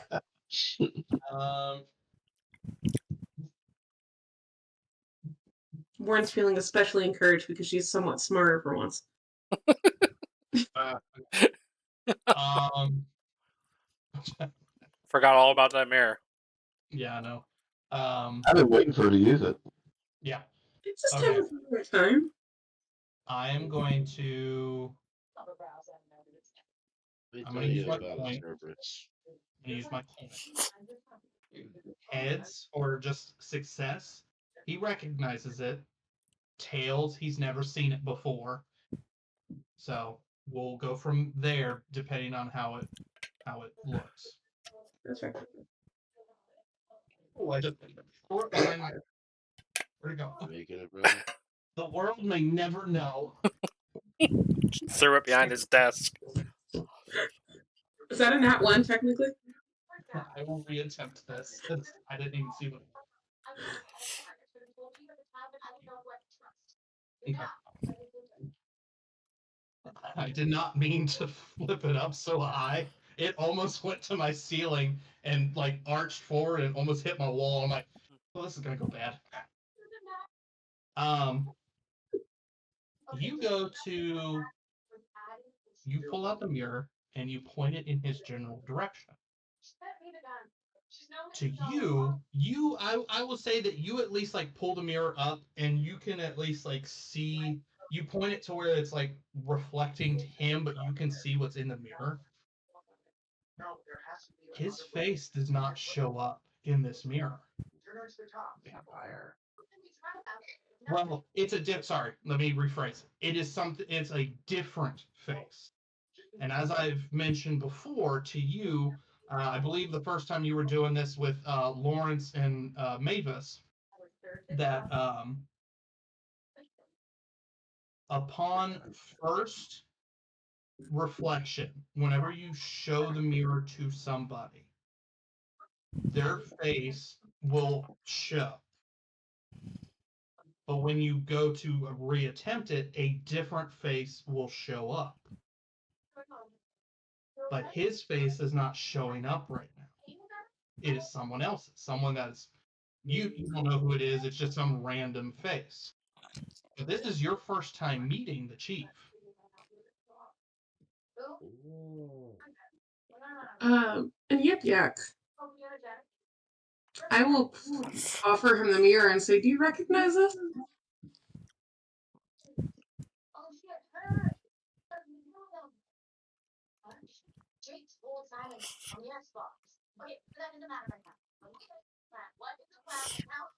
Depending on the answer, I'm going to insight check that shit. Where did you get this?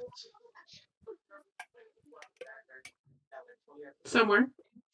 I have only ever seen this mirror one time, and it was when an old man was here on this island. I think his name was Janky or something. He tried to sell me a bunch of stuff there before, but we're kobolds. We have no money. I could have given him sticks or shiny rocks. I think the chief before me offered him some gems from the cave you're about to go in, but keep in mind the chief died. The chief prior to me died almost like 700 years ago. And the previous chief was the one that gave Janky the money or the gems for whatever magic items. And I remember seeing this mirror in his coat pocket. I mean, it's a very pretty mirror, very shiny. And as he says shiny, there's a bunch of kobolds just like the whole first third of like the hundreds, or like the first like 3 or 4 rows of kobolds in this 100 of them. They hear the word shiny and you like almost like a wave. They're like shiny, shiny, shiny, shiny, all the way to the very back. It like gets it, and you can hear it all the way down the mountain like an echo. and you see all these like beady eyes, just like if they were talking and mumbling to each other. They are all now looking in the direction of the chief, and it is like a wave of eyeballs.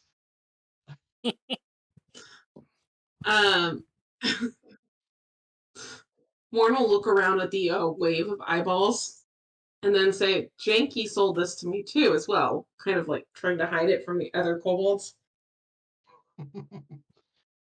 Like trying to like, just like nobody saw nothing. Yeah, no, like I said, I saw this mirror like 700 years ago when he was trying to sell it to us the first time. He had a lot of other like doodads and things like that. He's tried to sell us like a ring of invisibility. He tried selling us this like two-headed flail that could talk. But, There was a yes, spine splitter. no, I just started coughing over on the rock. Oh, we're actually getting ready to go in there. Pretty sure that fucking weapon is in this party too. Yeah, that's I immediately went my notes. There were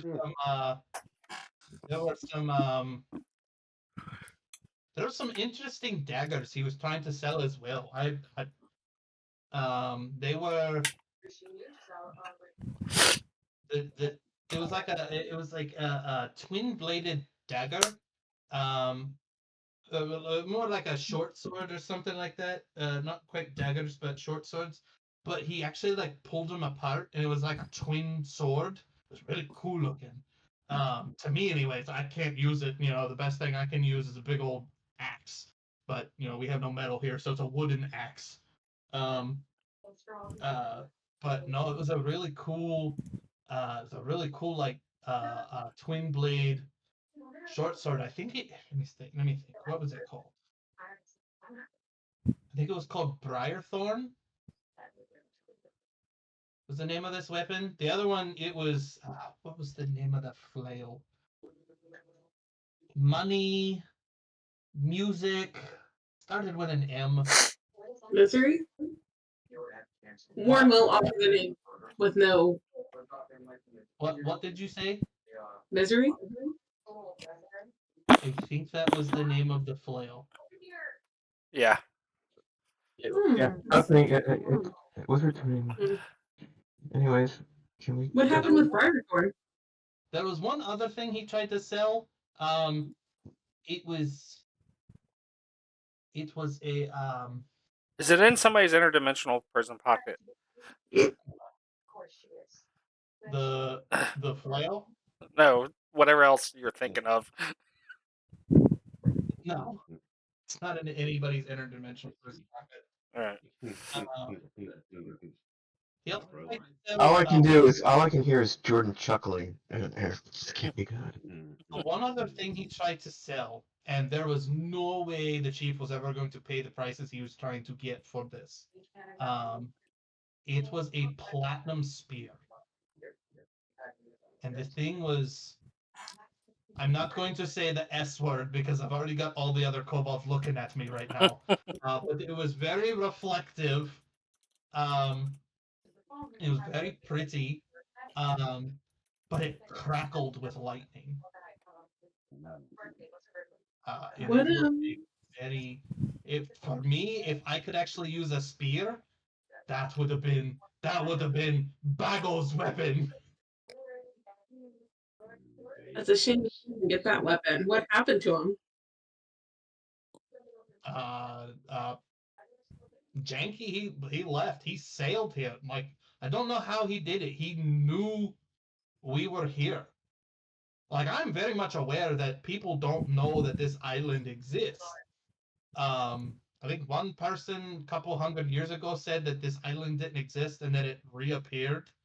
So I don't know what happens to your history books, but we've been here forever.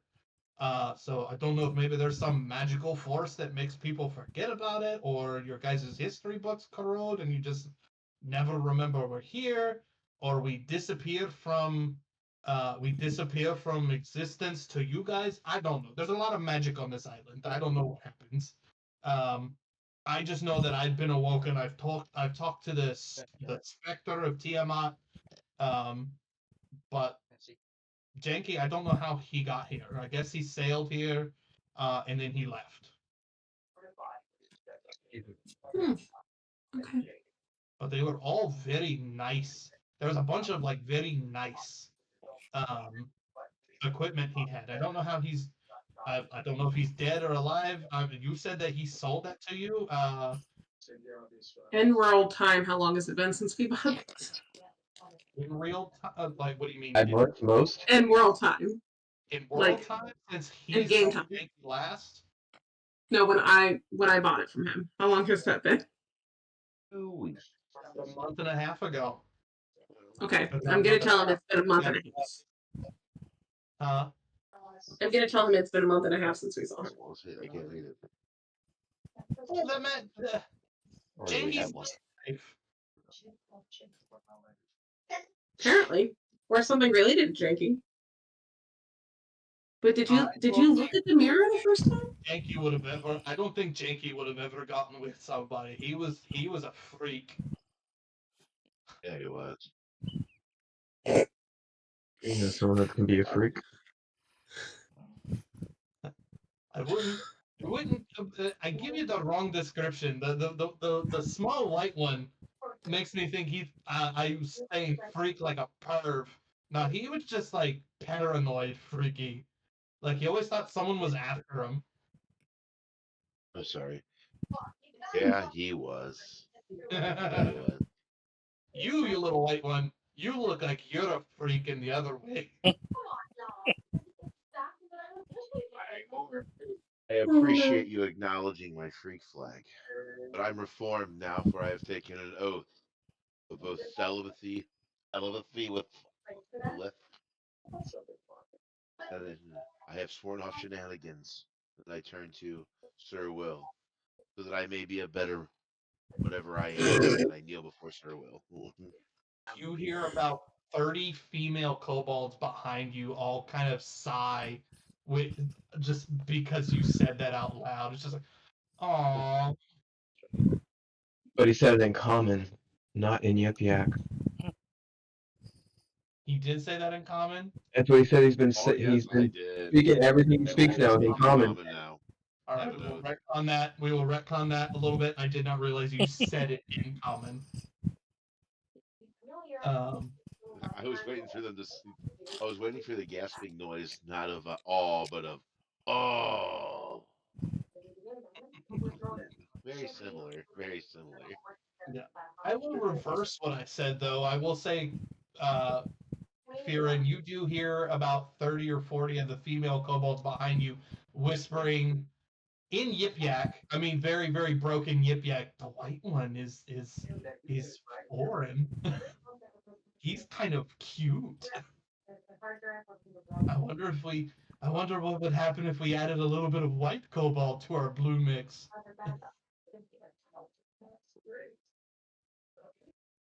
I shout out, "That's enough of that!" Oh, he Is it heard us. appropriate? Heard us. You see about 5 of them fate. I go over to Sir Thomas and I apologize, and I take a knee in front of him again. I understand if I need to be punished.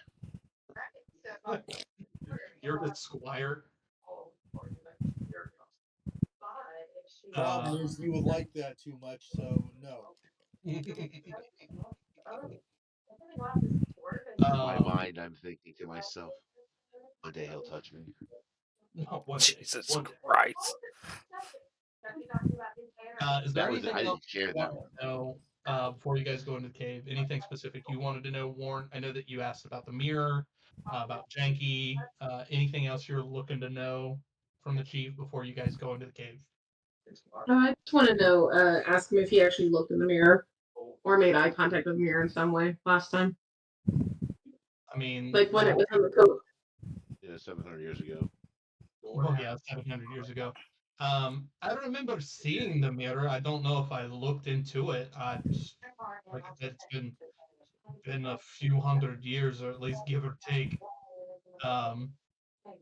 So I don't know if I looked at it. Show up, lift up the mirror. I'll look at it again. See if maybe I looked at it. I'll do it again. Okay. It is a different face again from the one that you saw the first time. Every time you show the mirror to someone, the reflection changes. After the first one is their reflection, and any time they look into the mirror again after, it is some other face, and that is each and Alright. every time that they look.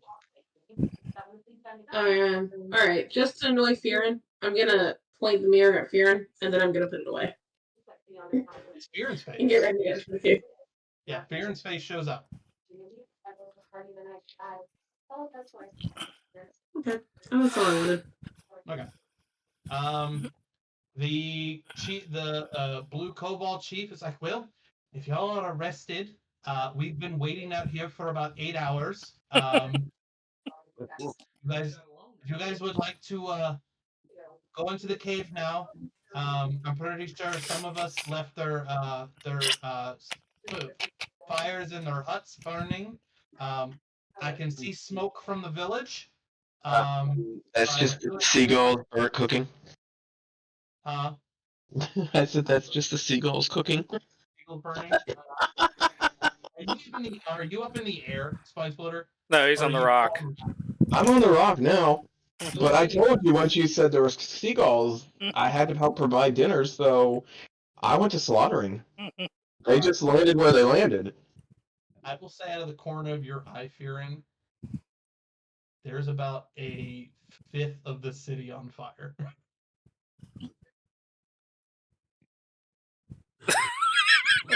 The cast unseen servants so they can all help put out the fire by passing along pails of water. Oh, Jesus Christ. Now, it does Ragdeck add is 7 just hours out to cold, this. snoring super loud. Concentrating for the next 2 hours to make sure this gets So done. Rekdeck has sleep apnea then. Okay. No sleep apnea. He's just snoring. I will say it. Heads or tails? Heads or tails, Rectech? Tails. What? No, it's not here. Yeah. It's not here. It's where I don't know. Okay. Great. Your bottom half, for you specifically, your bottom half is snoring. Your top half is not snoring. To everyone else, it sounds like it is a very long, deep fart. The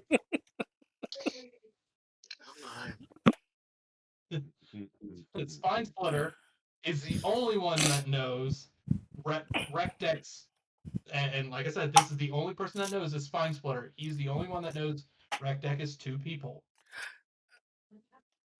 I said above game. I said above You game. just spoiled it for the watchers. The Watchers?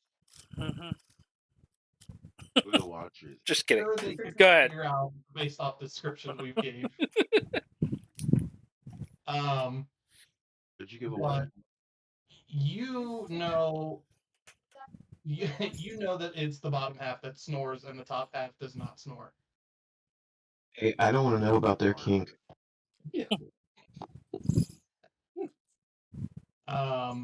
Is that sleep apnea or is he gargling at balls? Oh, Jesus Christ.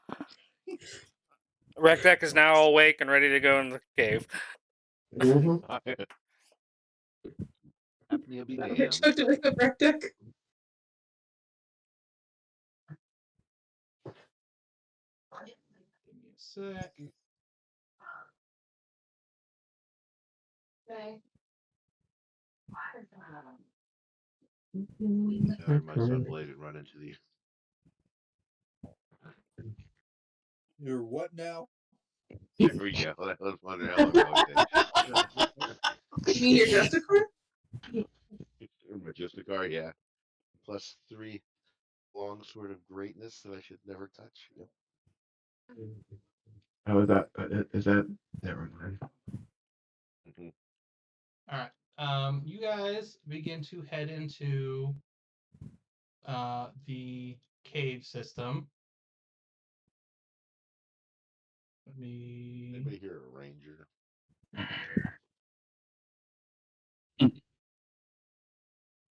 Maybe it will let me bring you guys into the map.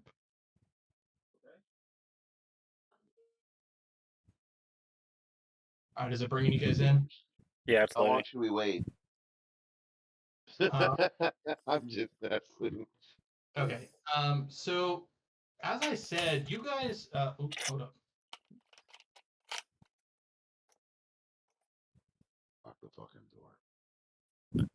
There we go. So you guys walk into the cave system.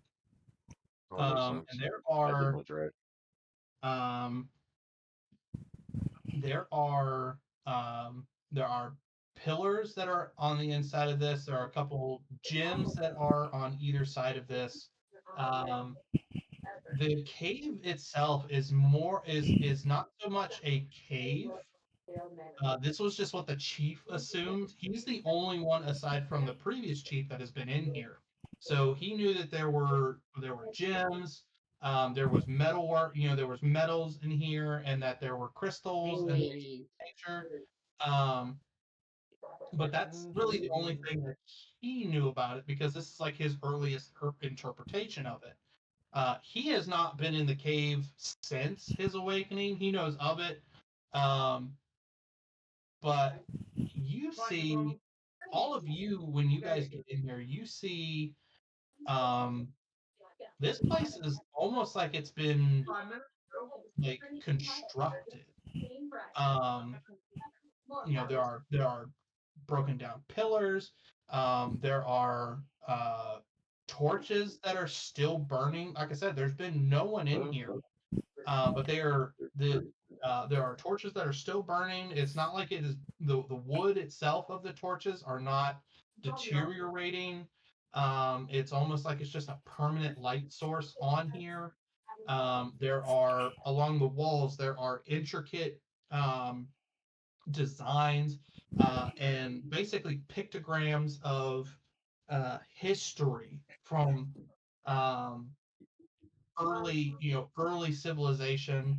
I will say, so you guys see the kobolds at least see all the different pictures and pictograms and basically hieroglyphics of dragon script effectively as early as you guys don't necessarily, so you guys can only speak Yip Yak, right? Draconic, correct? It's more just kind of like a cultural language, right? Yip Yak? Yeah, it's it's a kobold language. I'm assuming it has some ties to Draconic, just based on their lineage. Like it's Almost like an there's- offshoot. Yeah. And So there are some of us that do speak Draconic too. Yeah, same. I can speak to dogs. I will say, so Sir Thomas, going off of your race, um, So what now? you get a you get a sense. This is not a paladin thing. This is more just your race that you have. An Um, asset. something about this room kind of perturbs you. Like it's almost it doesn't seem evil, but there's a presence. Like it's the best way I can describe for anybody who has seen this show or anything like that, like spiritual pressure from the show Bleach. Yeah, Feels boy. like spiritual pressure in this place. Like everything about the air here feels heavy. Um, and um, and I will say Sir Thomas as well. You notice all of like the runes and stuff that are on here. Um, some of what is kind of actually give me a history check, Sir Thomas, if you wouldn't mind.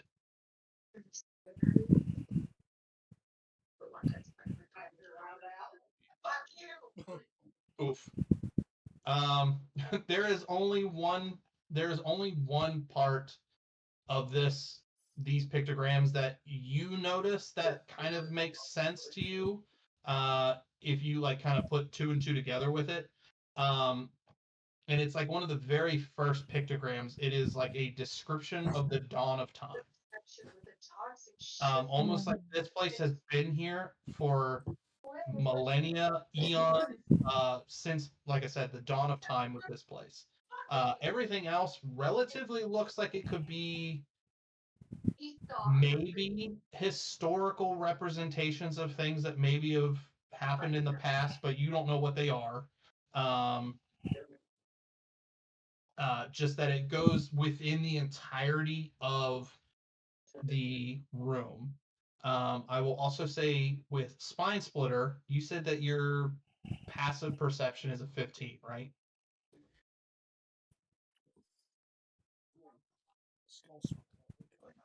Michael, what's your passive perception? 15? 13? Okay. No, it's 15. 15. I Okay. said you were right. The pictograms to you, almost like it's like a draconic magic. The pictograms look like they move, almost like they tell a story of history.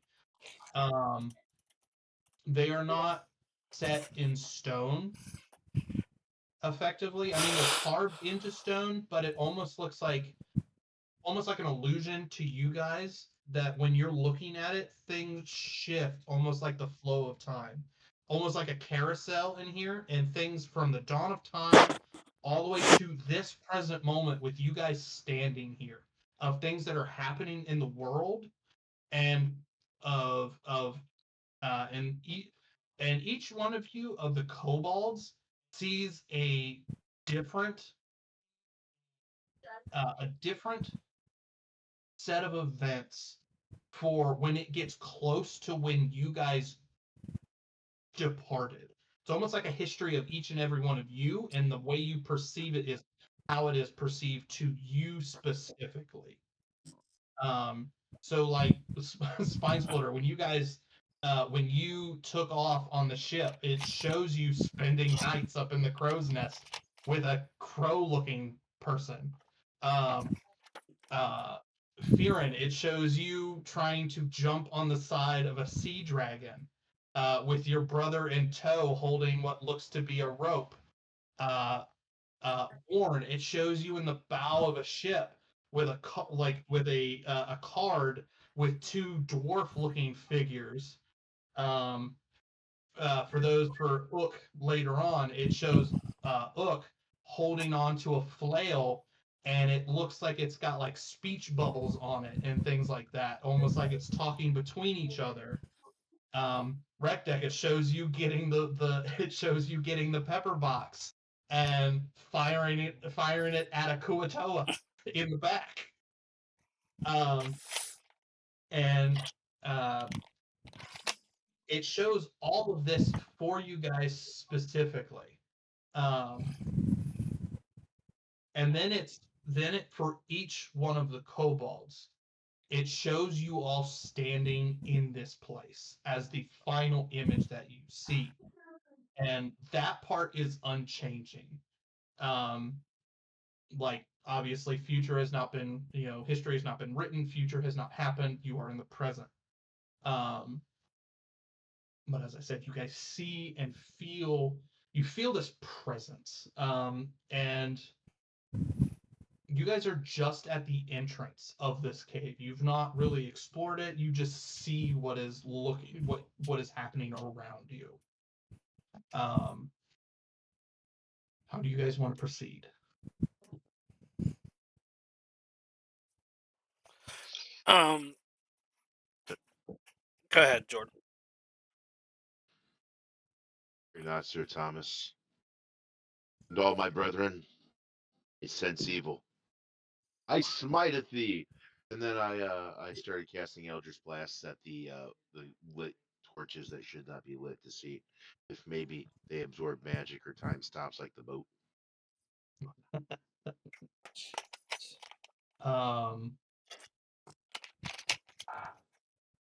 God damn it, Jordan. What oath did you take? Oath to be a dumbass? Oath of throwing it back. Both of Sir Tom. Yes. I cannot let this evil stand. You yourself can feel it, can you I not, Sir never Thomas? told you I sensed evil. You didn't have to. I could tell by the presence. I remember feeling your quivering presence at night when you're asleep. Some nights, What and then did I you just trail say? off. What did you just Fear not, say? I am here for you. I said I'm here to help you. But if you must punish me, I understand, and I take a knee and bow my head in front of you. Yeah, I already told you not gonna happen. I have sworn an oath of not laying my hands on Fearin ever again. Yeah. This is so horrifying. I'm gonna be the oath of devotion to never use lay on hands. Yeah, that's it. That is the most supreme of all paladin oaths. Okay. You shoot your Eldritch Blast at each of the Elder Smite. at each of the 8 torches that you see on the far side lit, and I will say that there are torches near you. It doesn't really show it, but there are torches all around here, and you take the time to effectively extinguish all the lights. Thank goodness. That's awesome. Somebody had a sunblade. moment that you the moment that you extinguish the last flame, the last torch, the pressure in this room becomes astronomically stronger. I need you all Oh, to yeah. I need you all to give me a strength saving What did throw. I say about the Oh, Oh, dumbass? it's just I hate awesome. What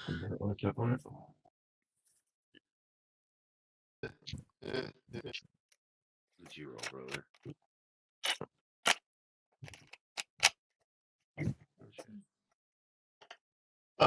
Chester?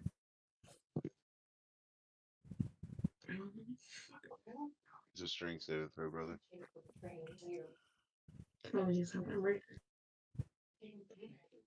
Yes, it is. Alright, ladies. Good enough.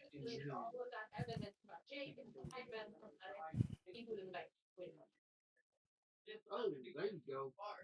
Holy hell, you and I rolled the same roll, dude. Brother, Poetic justice. yes, to you are Fearin, but you are the vessel of change. yeah. Oh, Jesus. Okay.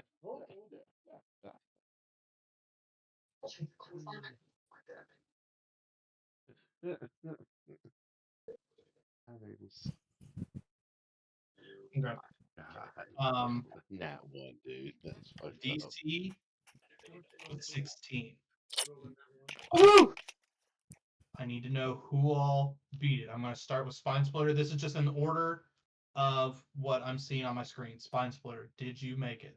I got 18. Okay. Sir Thomas, 24. before you made it. Fearin, Epically Yeah. failed. what did you get? 6. 6. But I rolled a 2. 6. Okay. What did Kieran get? Nat 1. A 6. Nat 1. Warren, but yeah. 11. Oh. Rectech. 17.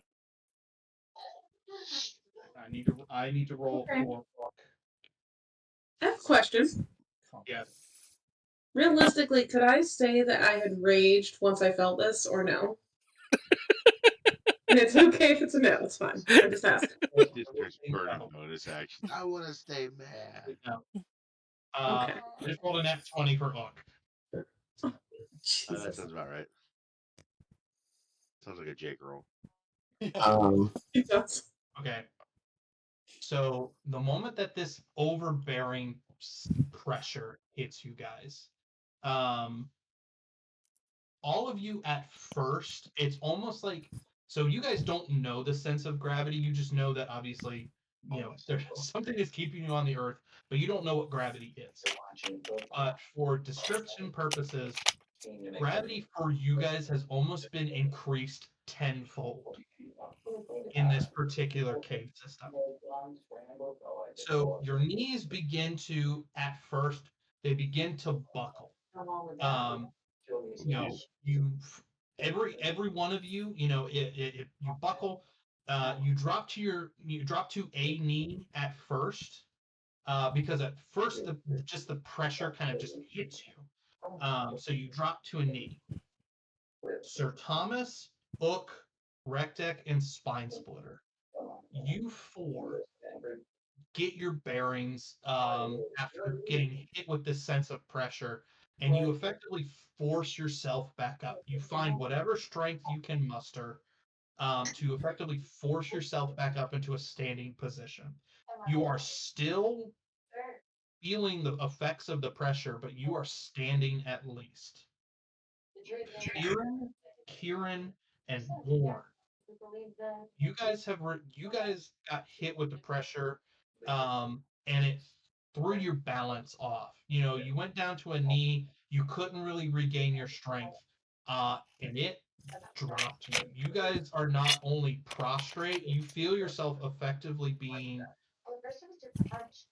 The ground itself is not changing, but you feel like you're being pushed into the floor. You can still see what is happening, but I will say for those that failed, it feels like you have been forcibly made to prostrate yourself before a being who effectively thinks itself a god. All right, I am going to use the light cantrip and see if that makes any difference at all. So that'll be 20 feet of bright light and 20 feet of dim light. With the light, you begin to see a smoky form in front of you. Ooh. It is very large in size, gargantuan even. It fills up this entire room. This. How far away is it? So you guys didn't really move too far. I'll put it in on the map here in a second. You guys haven't really moved forward. Fearin just basically used Eldritch Blast to get rid of the torches so that it became dark. You guys are still at the entrance and feeling this. All this pressure and gravity.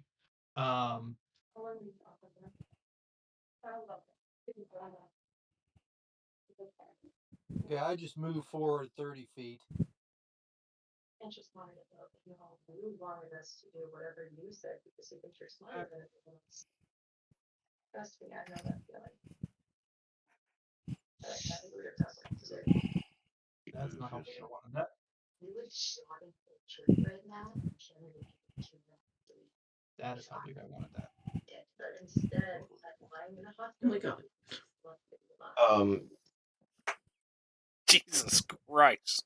So Jared, I will take to the air, flailing my wings out, sigil burning on my left side, and basically go, oh great mother, hear our plea. okay. And Rectech will prostrate himself. Oh, that's great. Okay. Spine Splitter. The sigil that is on your wing. You say that you did you say you I don't have a monitor anymore. Yes, and then what the? So his power. That was It's back. Thank you, Jesse. Myers. Your sigil, it is not actually doing physical damage to you, but being in the presence of this smoky figure, your sigil feels like it is burning with the hellfires of the nine hells. It feels like your entire wing is being seared. And you can look down. I mean, you can look at your wing to see it. It is radiating all of the energies of the 5 chromatic dragons. It is not a greenish black sigil that was initially on your wing that your mother gave you. This is emanating all 5 colors of the chromatic spectrum. Okay. I will endure it because that's what I figured was going to happen. You, based off the stories, I will say Rectech and Spine Splitter. All of you at least know what it is that you are looking at. Spine Splitter, if you've told stories to Rectech of your past, the stories that your mom mentioned of like the splendor and grandeur of Tiamat in her stories, you know for a fact, even though this is a smoky figure of her, this is Tiamat. At least a spectral form of it. So both Spine Splitter and Rectech, you saying that hear our plea, and Rectech forcibly choosing, even though he made the save, forcibly choosing to prostrate himself. I will say going forward, anything you guys say, for you two specifically, I know Warren left, so she didn't get to hear this. I didn't get to hear her decision, but you two specifically, anything that you guys try to say, persuade, deceive up to Come this, on, buddy. you have a D10 of inspiration going forward if you guys are talking about anything, and it is just for this specific moment. It is not once you leave this cave that inspiration goes, but it is just for this moment specifically. All the smoke begins to start to take form, and it almost like starts to take on the hue and color of each individual heads of this 5-headed dragon that you guys have heard about. I prestidigitate gusts of wind trying to blow away the smokiness. Okay, Brad.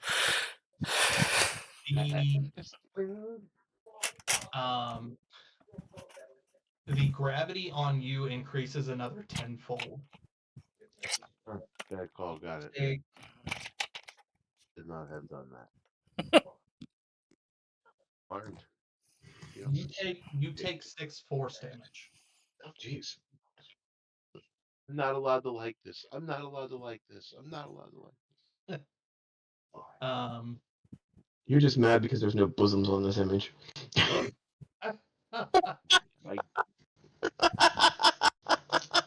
Not wrong. He's not gave wrong. those. not wrong. I gave those up for my oath. Sure.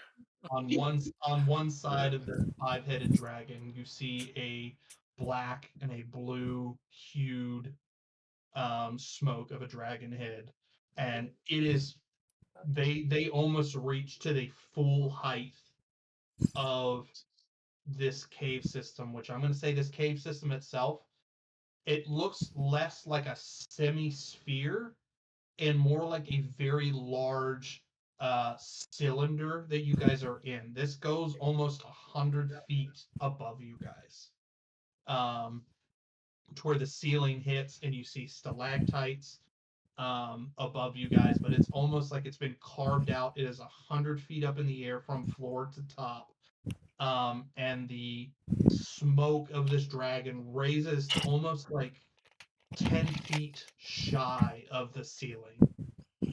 So it is gargantuan in size. But like I said, 2 sides are black and blue.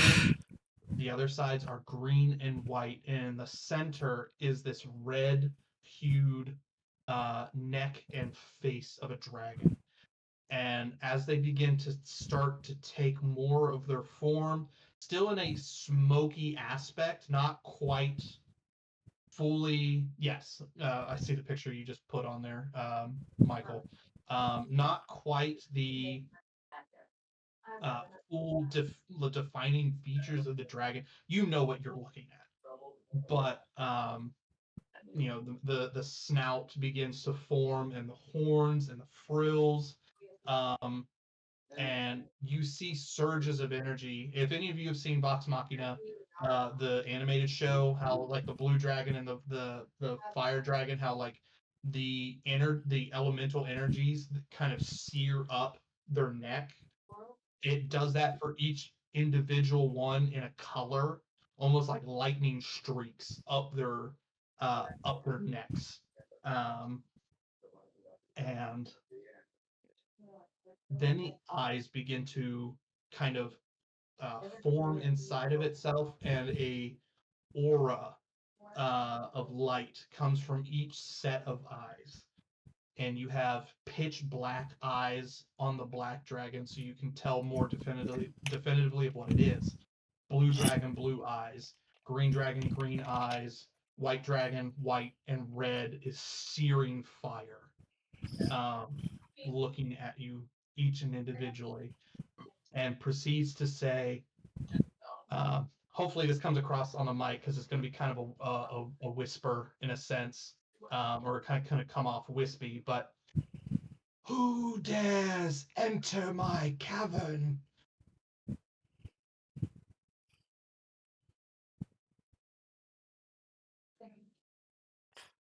This is all you, Michael. Oh, I was waiting because there's other people here too. I was waiting to see what the little ninja white kobold was going to do first. Well, if I'm not mistaken, there's 2 times the gravity, and my 1'7" ass is not moving. I've been trying to figure out what to do, so I'm sitting here going, Justin, what didn't work, huh? Oh, actually, I have one more choice. Is the entity itself actually pushing me down, or is it just an unseen force? It's kind of an unseen force, like the pressure that you felt beforehand, where it's like the pressure of the spirit that was here. That is what felt like it has increased. When I feel that pressure, can I react to the direction of that force? I mean, technically, I guess you could, because it's coming from above you, pushing down. Oh my god, I hellish rebuke.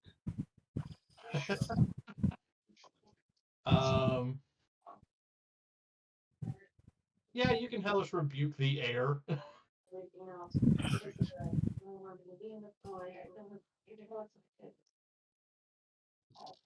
Dexterity save 9. Take the full 9. You're done. Take the full 9. So If you fail, dexterity save of 9. It's gonna be an immediate fail. With that air. You see, fear in this may have just saved you. And I'll explain why once I adjust my camera again, because I lean too forward. And well, it's more or less saved you specifically. So when you hellish rebuke the force that is here, the force releases the 20%. Or the 20 times. It does go back to 10 times. So if you want to try and stand, I will say that you can. But the fire, once you use the hellish rebuke, more or less, instead of it going out as like kind of like an area effect, the fire then proceeds to almost spiral and starts going down into the floor. You see, if you go to start standing up, you see this. The fire gets absorbed into the ground, and you see a fifth of a portion of this massive sigil on the floor begin to take shape. It is in draconic runes and it is in Draconic runes and writing. There are multiple arcane circles embedded into this. And you see the fire begin to absorb into a specific area of the floor, and part of it lights up. And since you put fire there, you see the middle form, the middle head of this five-headed smoky dragon. It begins to take more of a defining shape. It's still a smoke. It's still to you guys kind of like apparitionist. But the red-headed, the red colored dragon, uh, his features become more features become more defined.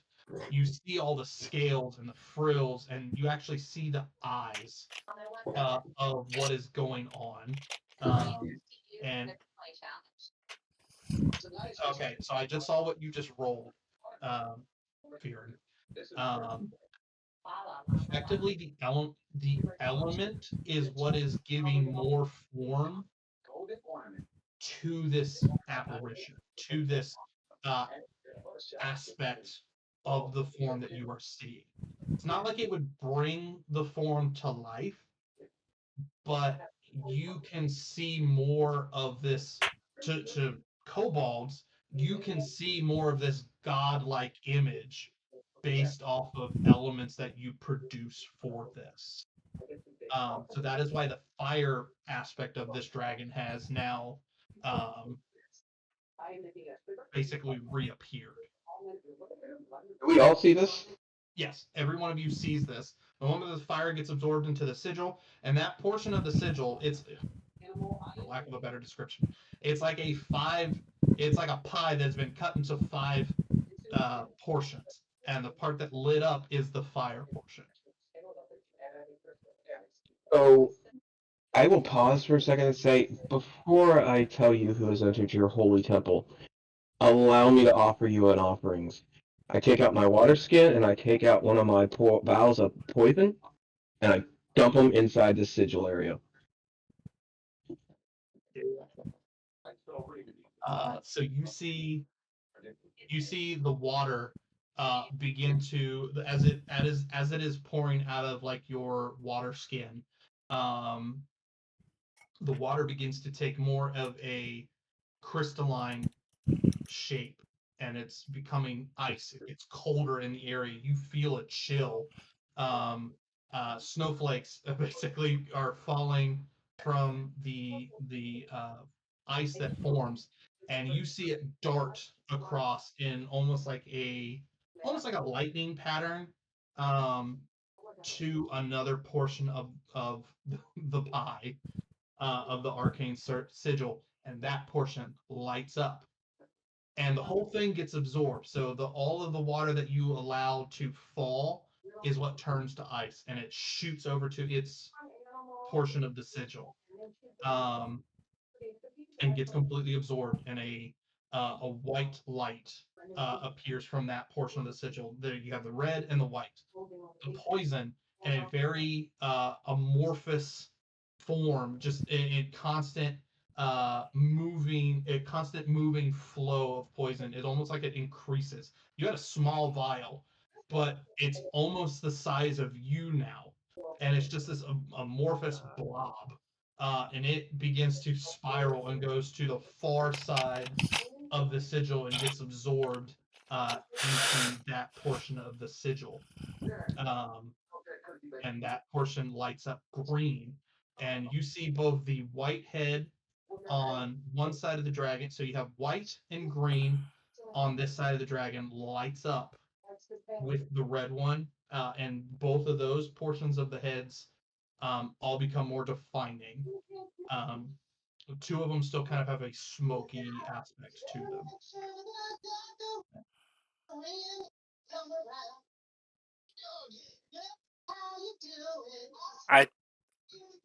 I can't add anything to this other than what Spine Splitter's already done.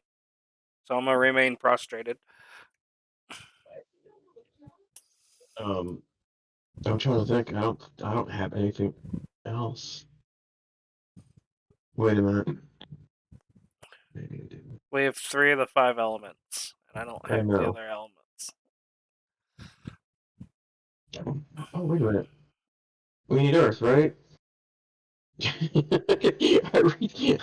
I'll land, I'll take my claws into the dirt, and toss it into the sigil. With the earth that you throw at it, that simply falls to the ground. It's almost like so. That just simply falls to the ground. Um, almost like it is not the element that you are looking for. With lack of options, Rek will manifest a psychic blade and aim it to one of the empty spots of the sigil and throw it. When I rolled that Arcana check, I actually speak Draconic, and the symbols. Can I understand what each one of the symbols on the ground is saying? What they're asking for the elements? I will say that you are able to see enough that this is so. What Spine Explorer did was by like sheer happenstance. He pulled the water out in the poison, and that's what you needed. And you with the fire, you notice that the other two that you need are I'm trying to remember what they are. You need something that can give off a spark like electricity. And the other thing that you need, so the electricity, and you also need some kind of acid. That's what I thought. What? I believe that. So this is a bug game. I'm trying to remember. So green is poison, black is acid, white is cold, red is fire, and blue is lightning. Correct? Okay, so I'm going to pass that knowledge on as the information effectively that Fearon gleaned. Those are the elements you're looking for. And you already have 3 of them. You had poison, you had fire, and you have water, which can be turned to ice. So you still need acid and you still need lightning, which lightning could just simply be a spark of something.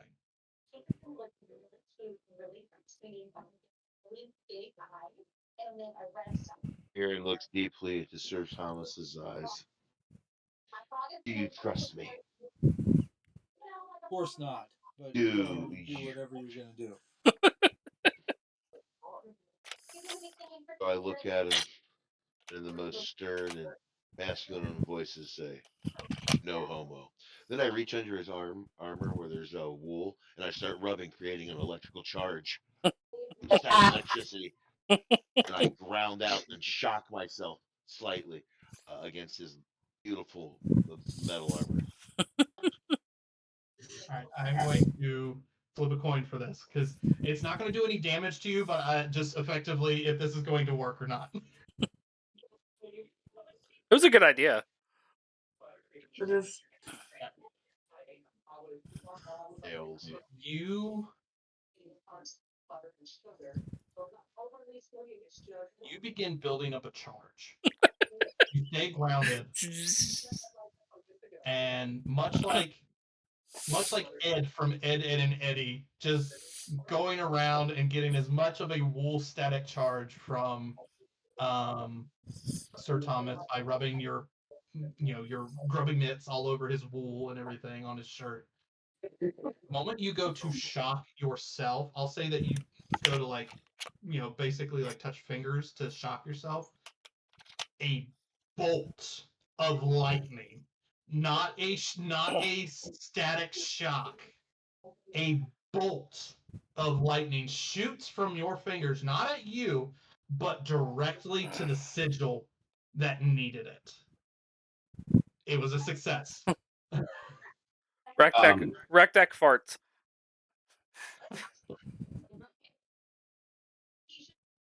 My. I'm going to do the same thing. I'm going to flip a coin. Because, I don't think anybody's got access to acid, or is it acid or poison that we need? There are 2 of us in this room that have acid with us.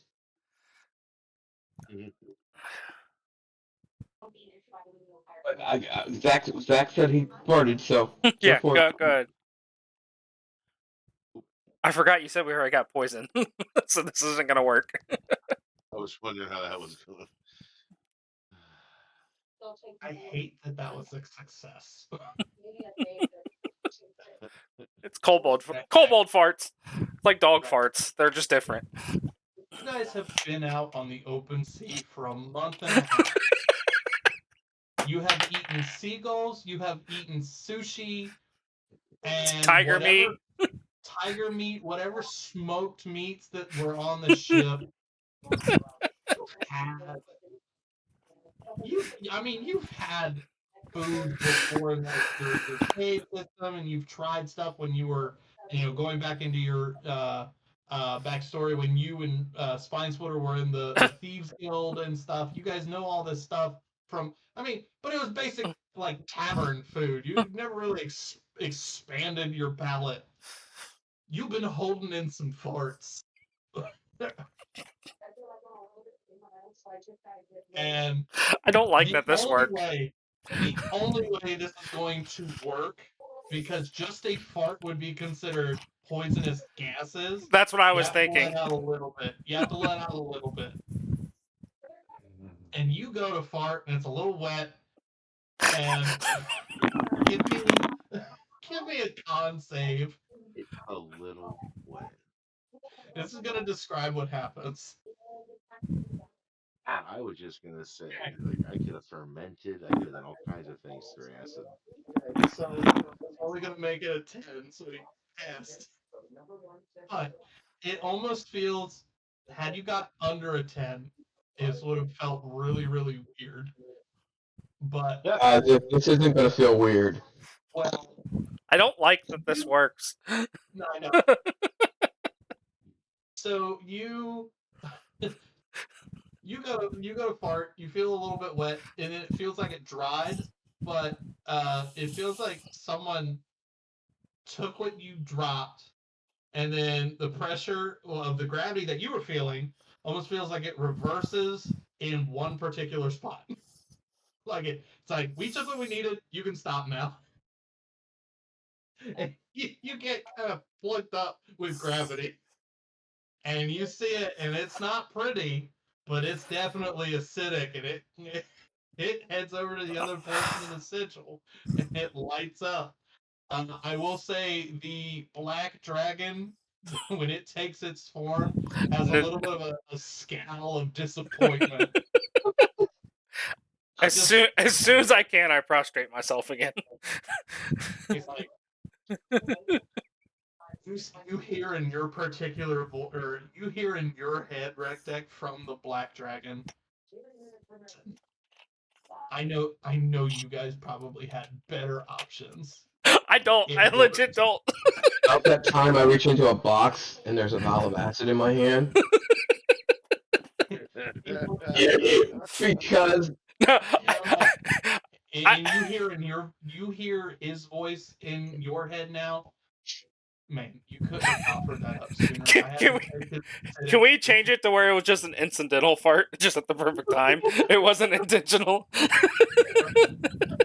Sure. We'll say anytime you farted, Spinesplitter was pulling out the acid that was in the vial, and Spinesplitter in the corner sees like a swirling mass of Stuff. Cobalt dookie go to the sigil, and you slowly put that vial back in your pouch. Actually, it's if you read Poisoner Kit, it says chemicals. Yeah. But the only reason why I didn't do both is because you said specifically a vial of poison. Mm-hmm. That's the only reason why I did the one. Hey, I was trying to get 2 for 1 here. I know. I had brewer supplies, guys. I have vinegar. But yeah, no. So this smoky form of Tiamat, takes shape.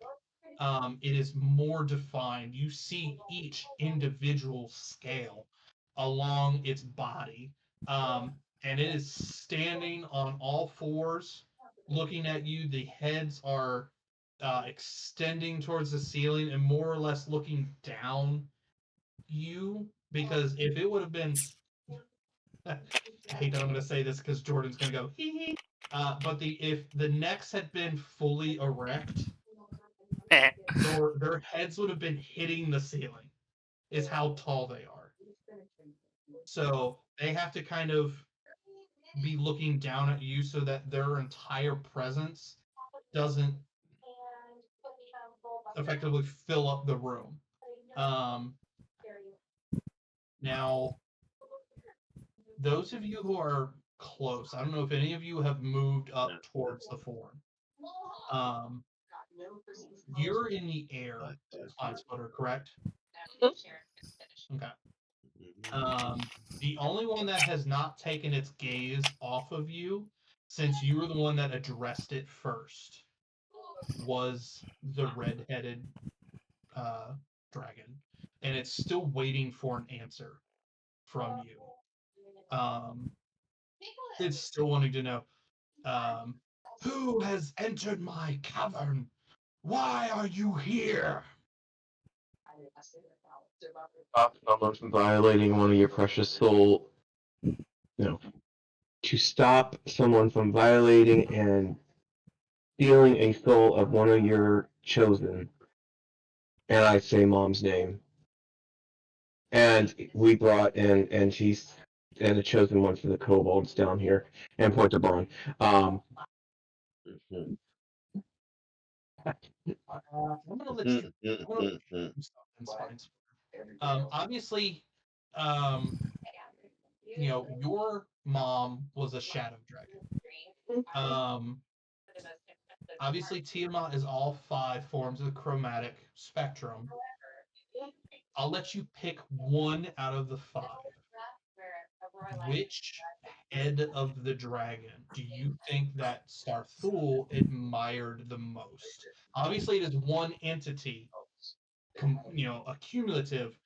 But I will say, I unfortunately haven't done a lot of research on Tiamat, but I will say each one has its own personality. I would say it's still one entity, but it's almost like it's got 5 heads, it's got 5 brains. They all think the same thing, like psionically, but they each are their own individual personality. So, who do you think Sarthul would have gone more toward? Would have been based off color or a personality as a whole? What, hey Jordan? Yeah. What in this present day is the best weapon for shadow dragons in this system? That's a good question.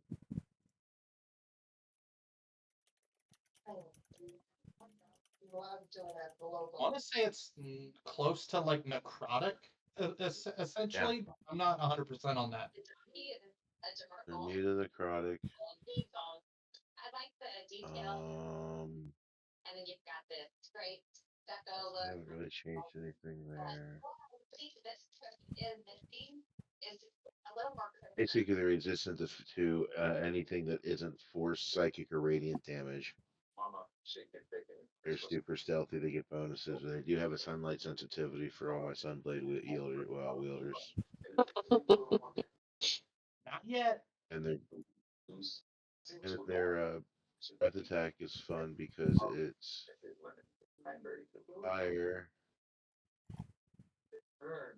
but also from the fire comes from the dead humanoids raised come as corpses and act under the command of the shadow dragon. That's cool. Holy shit. 16d6 failed save. I guess And necrotic would be the best. I would say probably necrotic. Yeah, because your resistance is necrotic for a black dragon.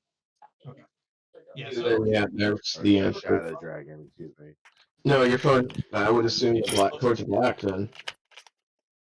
Instead of personality, it might be closer to power that she might have been attracted to, if that will make the decision easier.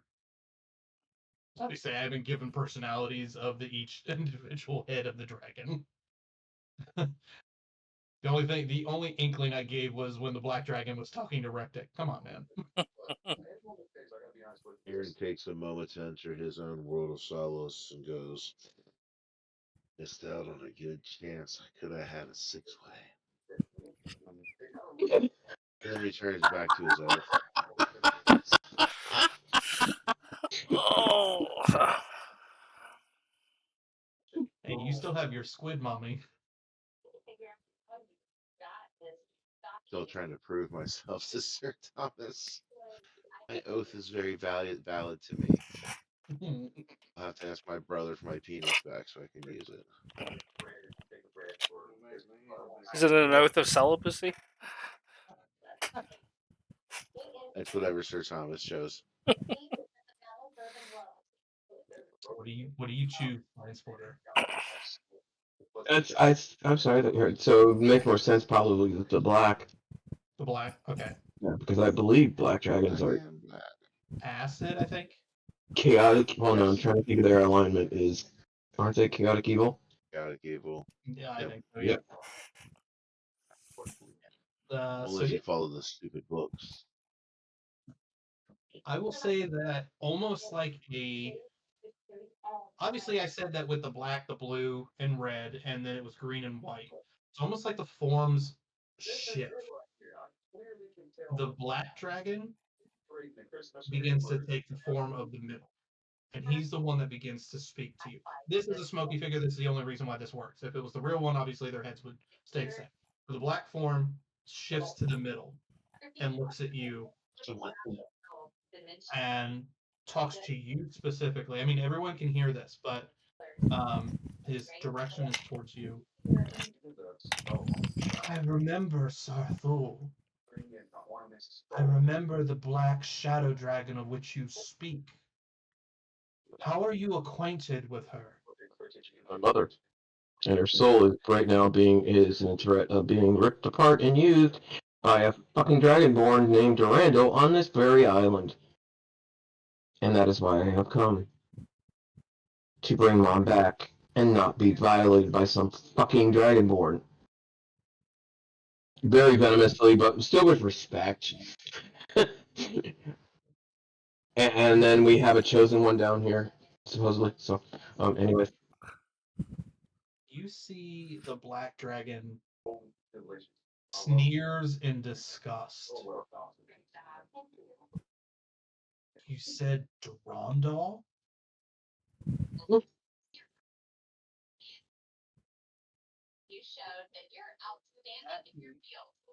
That madman of a mage is what bound my soul here. He has been here since the dawn of time. He is, he is not quite old. He is not as quite old as me and my supposed platinum brother. He has been here a hell of a long time. And he has always been after either mine or my brother's power. Well, evidently with my notes that I obtained, but he's actively here trying to rip out Mom's soul. And it has to be it has to be true because she came to me in a dream the other day. I have no clue about time.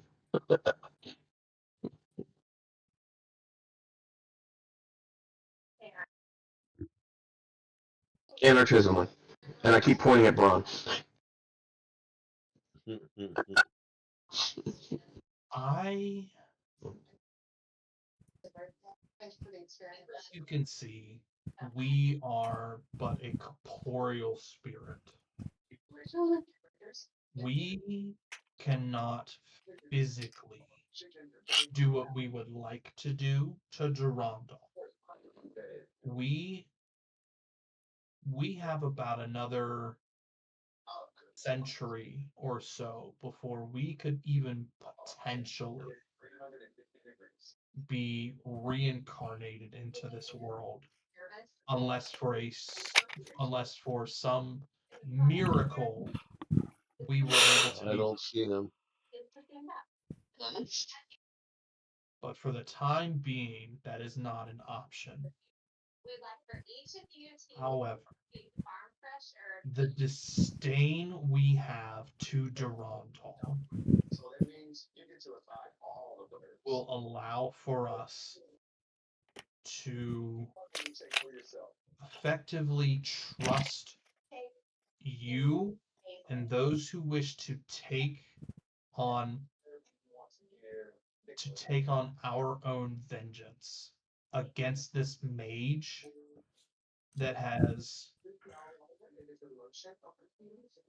wronged us. We might be able to bestow a portion of our power to each one of you that decides to take on this task. Currently, you are not strong enough to take him. But you have a fighting chance if you allow for us to help.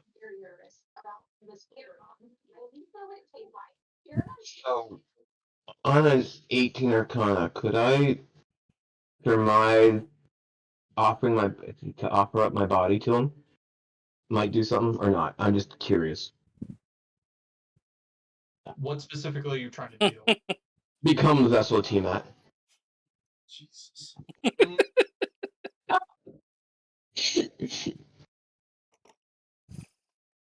I will say with an 18, if this is something that you ask them verbally, you can get an explanation for this, but you have to verbally ask, could I offer up my body? Because I'm going to say with the 18, they have to explain what I would tell you. Do I need to roll another D10 as well? If you want to use your inspiration to add to it, you're more than welcome to. What do you want? Add 6 more to that. Add 6 more? Okay, so that is a 24. I will say So- to you, it's this question. What if I were to offer up my body to you? In a manner speaking, yes. I will take out my little dagger. I will make a cut in my hand so that the blood drips into the circle. And I say, before you, I offer myself as your vessel to be used as you see fit to bring my mother back as the blood drips into the circle. I will say before the blood hits the sigil, you see it begin to pool directly above the sigil. All 5 heads look at you. It's been a long time since we had someone who wanted to take on the power of us. Other dragons have wanted to, your mother included. She, though her soul may be ripped from her physical form, it is still something that we bestowed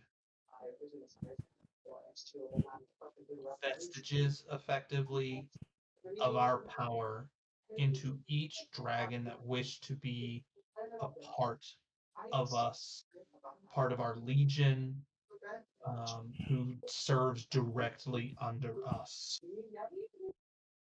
The souls themselves are what received these vestiges, what received a portion of our power, and it effectively is a seedling of our power. It must sprout and it must grow. You yourself could still take a portion of our power, a seedling of power, but you need to undergo some changes first. You have to effectively would have to evolve.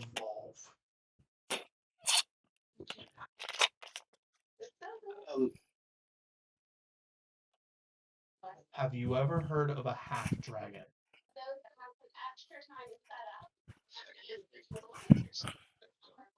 I've heard of Bad Dragon. I'll say with the 24 Arcana, it will add to history for you.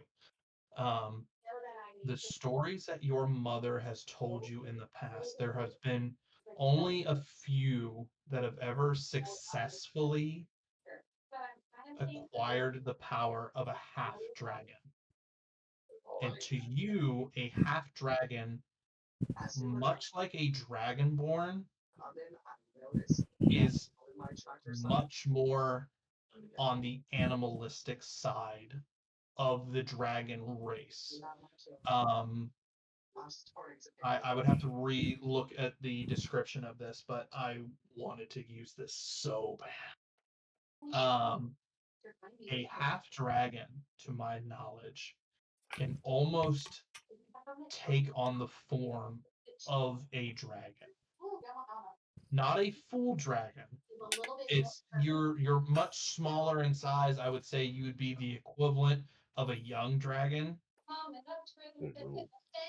but your draconic blood becomes closer to the bloodline of Tiamat. You, knowing this, would be closer to your mother in terms of form, in terms of how close you are to being a dragon yourself. Kobolds, the way I am describing it in my world, you have Tiamat, which bled to give you dragons. Dragons bled to give half dragons. Half dragons bled to give dragonborn, and dragonborn effectively bled. Like this is like a tree, like a family tree. Bled to give kobolds. You can reverse evolve to go back up the chain. You can never reach Tiamat's level, but you could potentially reach dragon level if you undergo enough changes. So they say this to me? Yes. Okay.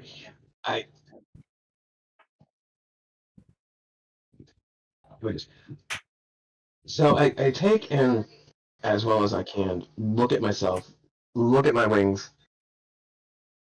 wag my tail. Are you still in the air? I am. While this is going on, I'm just gonna stand up and I'm gonna walk over and stand off to the side next to him. Just moral support for him. Let him know that I'm there while he's doing all this shit. And then I look back at him and go,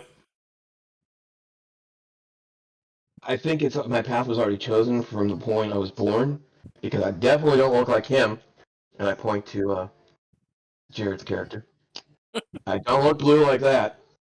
And if you haven't noticed, I was born with your colors already pre-marked on me. So, again, I am offering my soul into you to save my mom. However you see fit, do with me as you wish.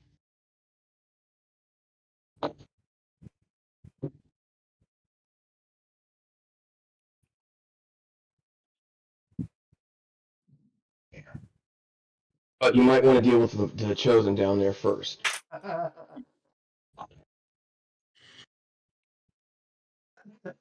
Almost kind of like they split.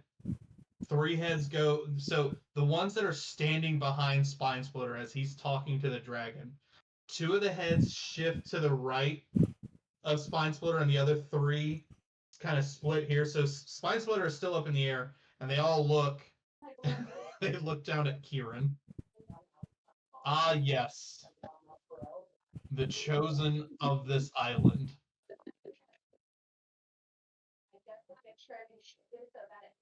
It chose one before. It was a agreement we made with the first blue kobold of our kind. Our blood was spilled here a long time ago, which is where we now have the blue kobolds that stay on this island. They effectively are the keepers of this island. But we made a pact with one of the blue kobolds a long time ago that a portion of our blood became a part of a specific line. a specific bloodline of these blue kobolds. I want to make sure there's decoration. The first person So we're adding my little dog right now. My husband never who won was in one. appointed this bloodline, We've been 100%. you will know whenever he's due to was shake the first chief hands. of this island. He don't know for me to win the first one. Ethan, The second person appeared before us an eon ago, and we awakened him to his bloodline, to his power. He has not pursued the latent abilities that are within him. He more or less used his newfound intelligence to lead the people of this island, which is fine. He does not necessarily have to use the power we gave him until it is needed. He is more than willing to do whatever he sees fit. The one you have brought us shares the blood of the second chief. He is the direct descendant of the village chief here. We can awaken him if he so chooses, but that is his choice.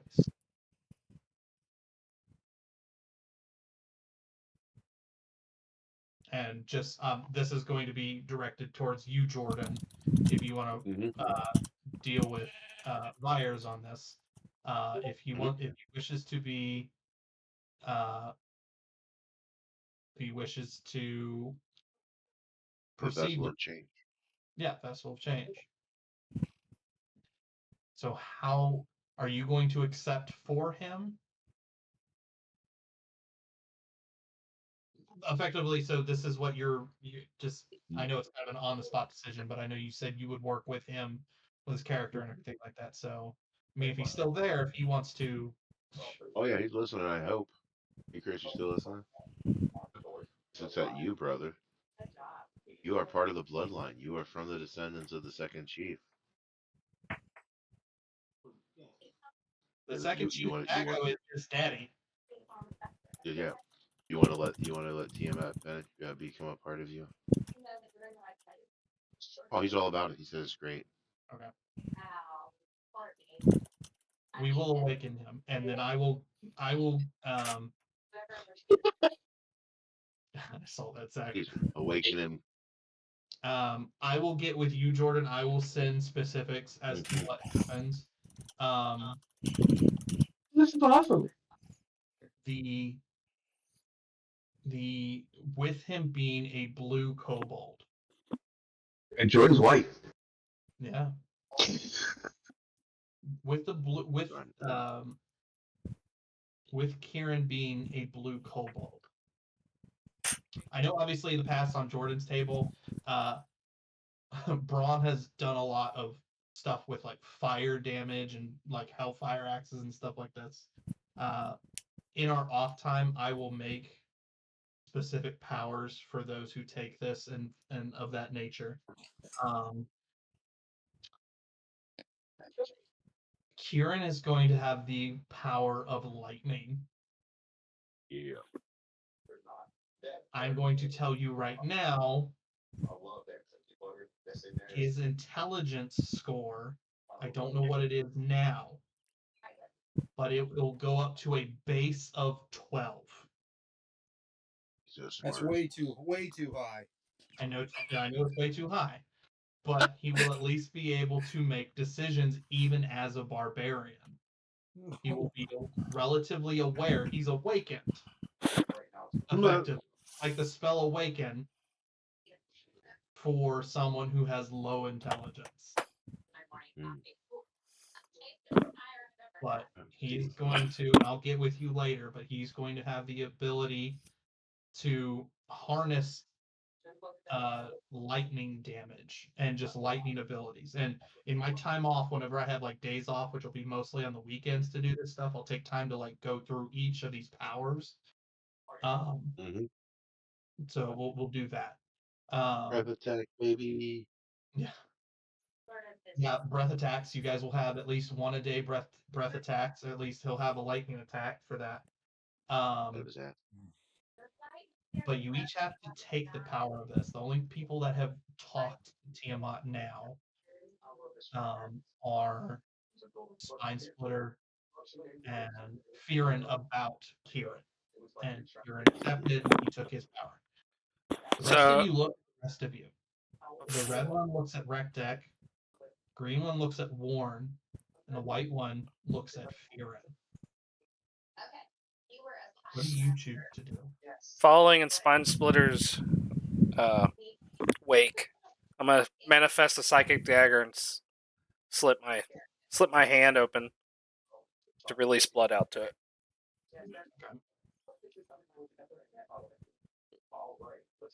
And you see some shuffling in the lower portion of my trench coat. That came out wrong. Well, The black head of the dragon, because he had talked to you before, is just like, you're bleeding a lot. Just the prison pocket. For only cutting your hand, you've got a lot of blood. You must be, your vitality must be through the roof. I put my hands in my pockets for a couple seconds, and like I'm shuffling around for something in my pockets, and then I pull out my bloodied hand. Okay. Warren, what do you do? I'm gonna look at the green one. You said that. And I'm gonna ask, this will give me more power? Yes. Okay. I take my dagger. What's the So you accept. Blood pulls into the sigil. Fearin, you're last. I'll say. I'm going to ask for a collective for you guys. Do you think Ook would do this? He's a red drag, or he's a red kobold. I think he would follow suit if all of us did it. Okay. Will I be able to rust everything? Yeah. I mean, technically. Ooh, maybe. Well, never mind. There is a potential, if I look at your guys' character sheets, I may make specific attacks you guys have a mixture of abilities you already have. Some of you still have the powers and abilities of when you made the Calypso. contract with Calypso. Some of you might have combo, like a combination type power. After holding out my bloodied hand, I'm going to turn and look at Sir Thomas.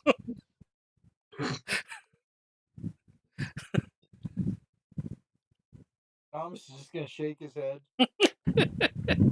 Not say anything, not do anything, not reach for any weapon. I'm not suicidal against. I'm going to some speak in common representation to of my Tiamat. dear white dragon head. Do you think the simple human will understand if I dedicate myself to you? Yes. I heard this because you said this in common. I was, oh yes, this simple human absolutely understands. I appreciate your support, and I cut my hand and agree. oh my god.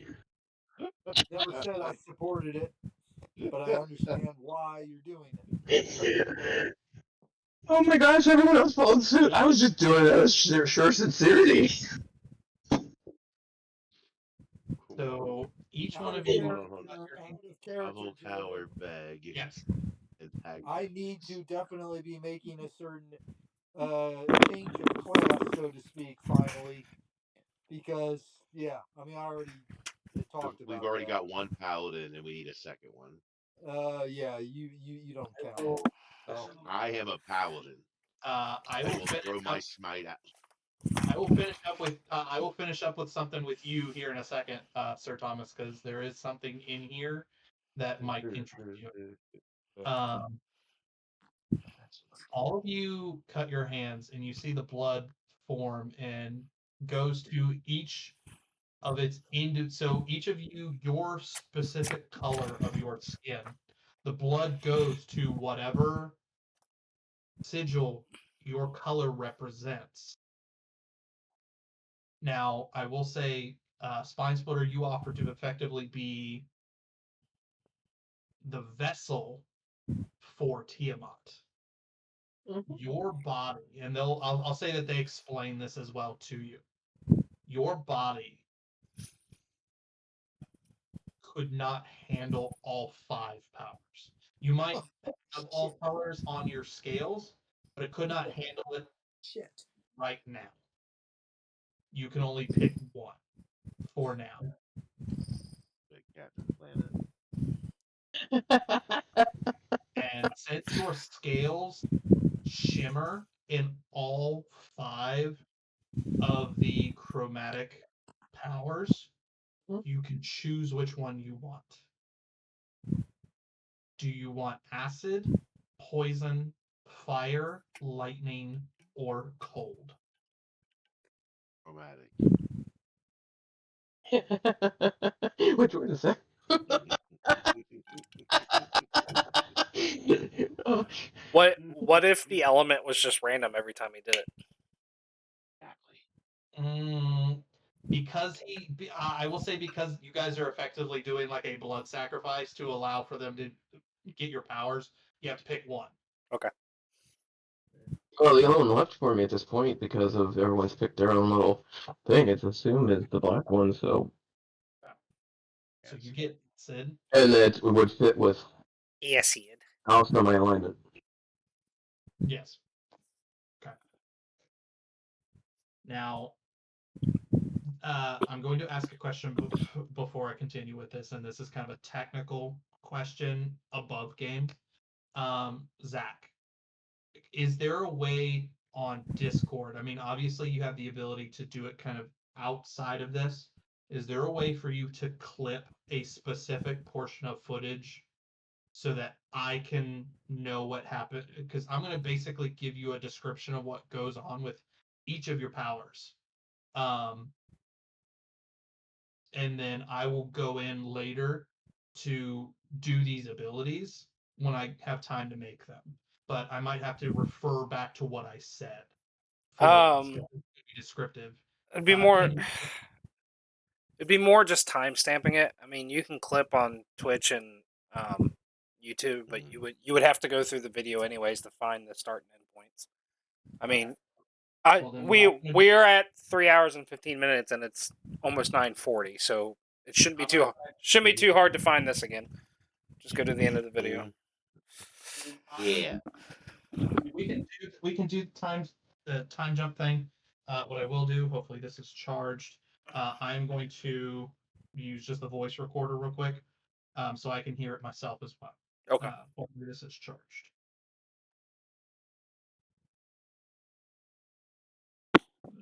Where is my power button?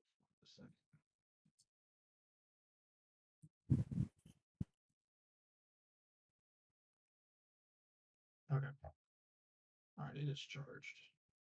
Alrighty. All right.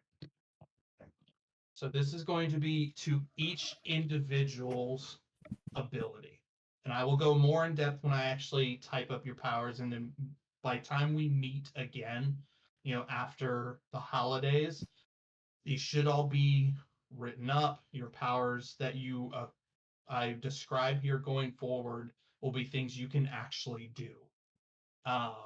So I'm going to start with Rec Deck. When you cut your blood and it goes to the fire, as you are a red kobold, your I'm trying to remember what the word is. Hey, Your sorry. Can you start with somebody else? My dog's barking. I gotta go take care of that. Sorry. And I just didn't want to interrupt you. If you can start with somebody else, that'd be cool. Okay, no, that's fine. We've already determined Kieran's. He's going to have the ability to use lightning. Each one of you that did this, you will at least get a breath weapon. I will say that you each will have a breath weapon you will be able to use once per long rest. I will say that you'll be able to use at least once per long rest. So you'll need to keep track of that. But you will each have like a secondary power, almost like it could be an aura, it could be a specific way you could power up a weapon of that nature. So I'll actually start with Fearin now. So Fearin, if I Mine's remember, ice. yeah, yours is ice. If I remember correctly, you also made a pact with Calypso. So you're technically one class and warlock too as well, right? Correct. That grin on his face. You get a sigil that forms, and it is in a almost like how description wise, you know how like Ouroboros is just a one dragon that's eating on its tail.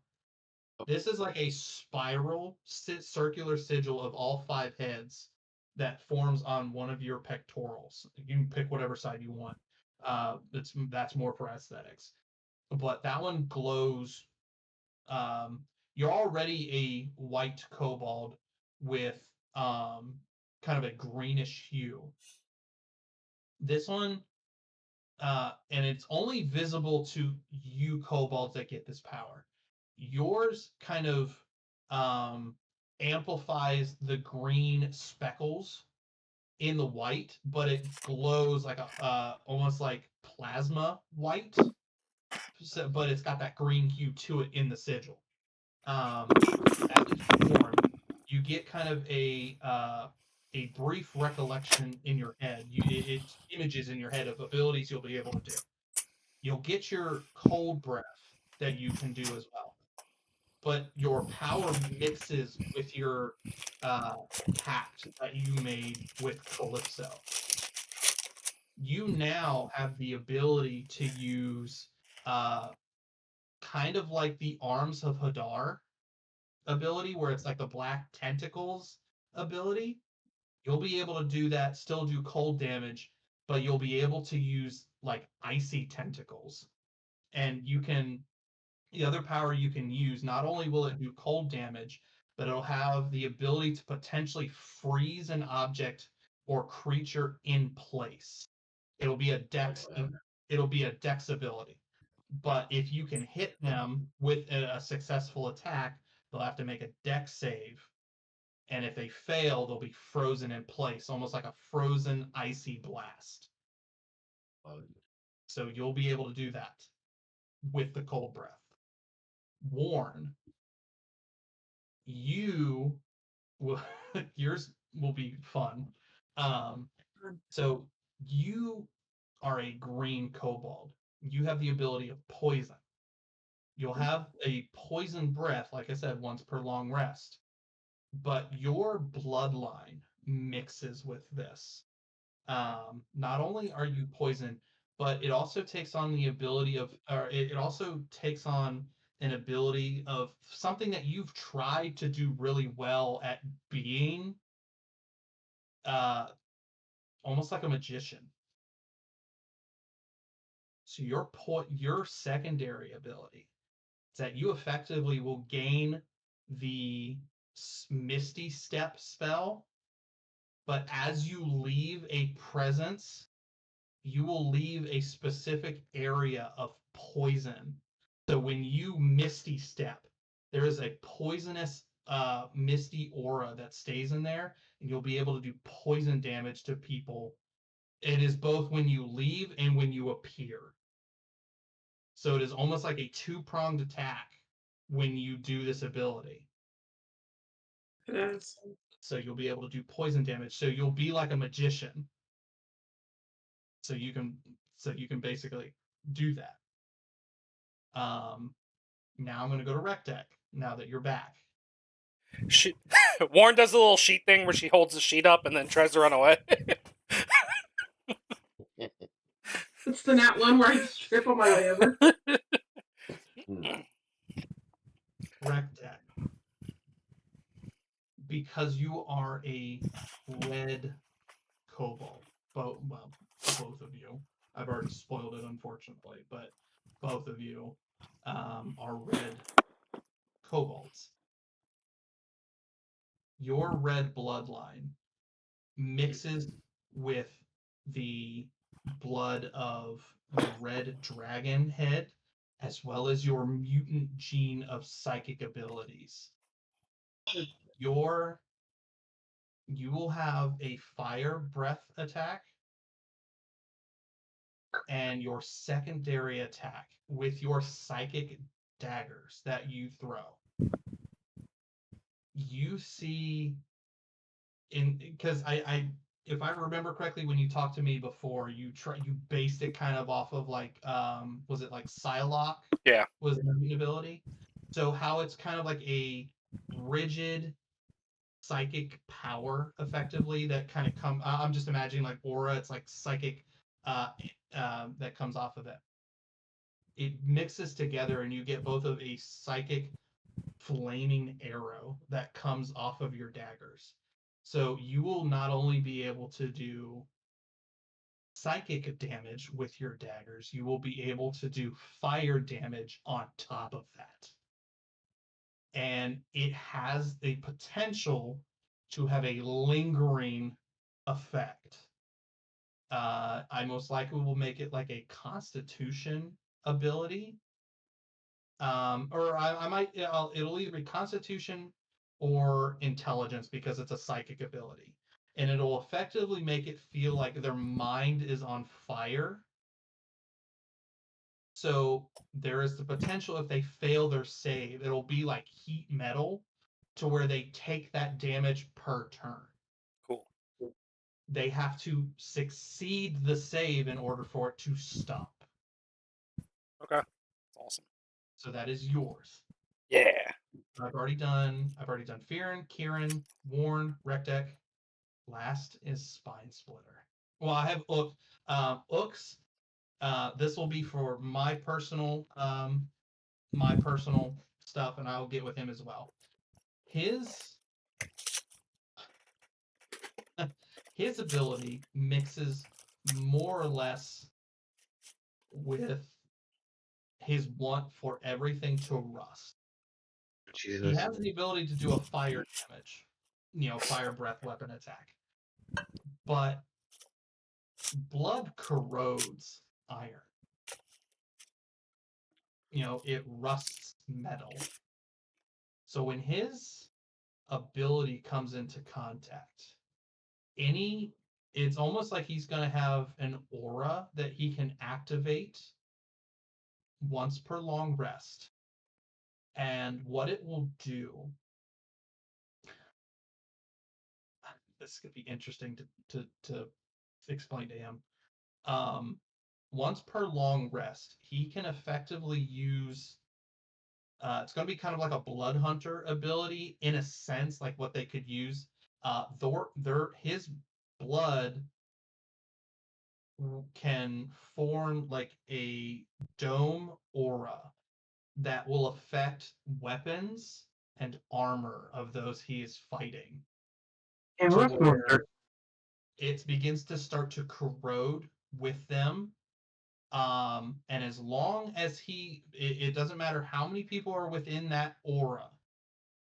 It could be 1, it could be 2, it could be 10. It might be a 10-foot radius. If you can get 20 people in that radius, they all will be affected by this. And it will give a -1 to AC for their weapon, for their armor, and it will do a -1 to attacks and damage for that corrosion ability. Spine Splitter, you being the last one, each individual dragon now looks at you. You wish to be our vessel. you wish to be our vestige. We can only give you the power of one. And you have taken the power of our black dragon. You take acid. You also have the blessing of your mother. You have the blessing of Sarthul.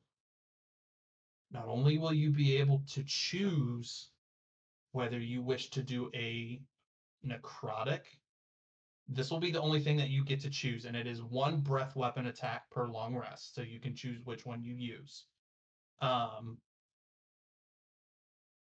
You will either get an acid breath attack or a necrotic breath attack because of the blessing with your mother.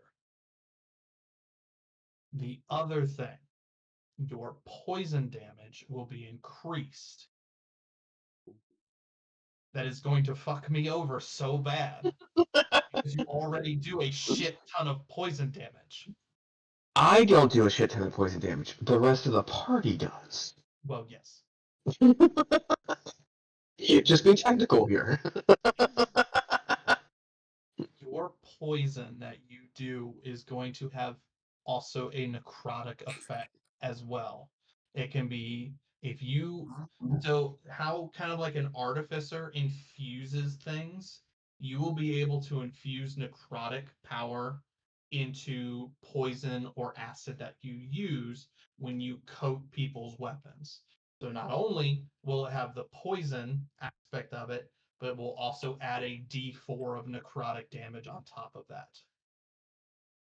Which is, if because of how necrotic works, it once they take necrotic damage, that portion will not heal. So it's going to add necrotic damage on top of your poison. You can basically infuse it. I didn't want to give you too much because you already have shit that I gave you because of Sarthul. But Misty Step.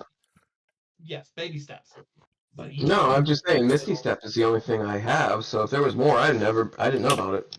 Yeah, I will say this is kind of based off the form or the sigil that Sarthul gave you.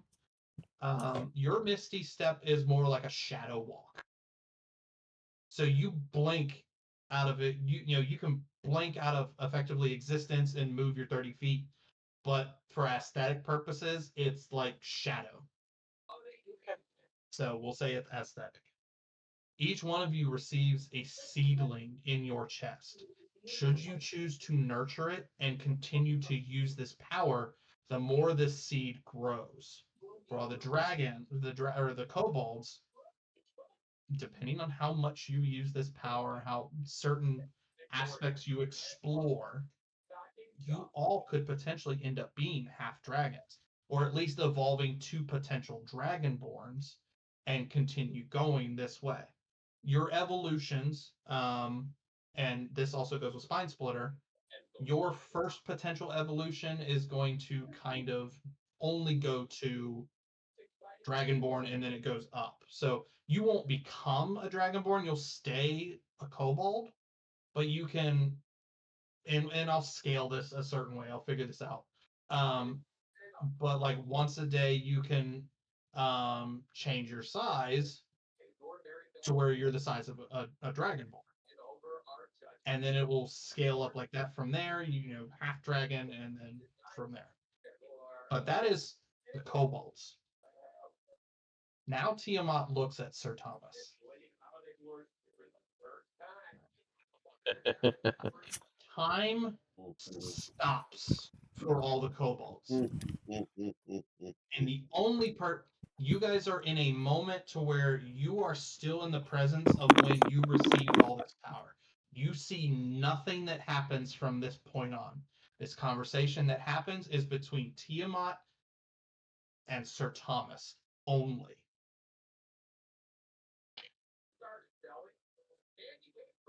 We know of you. We know you are not what you look like. We know you've come from somewhere else.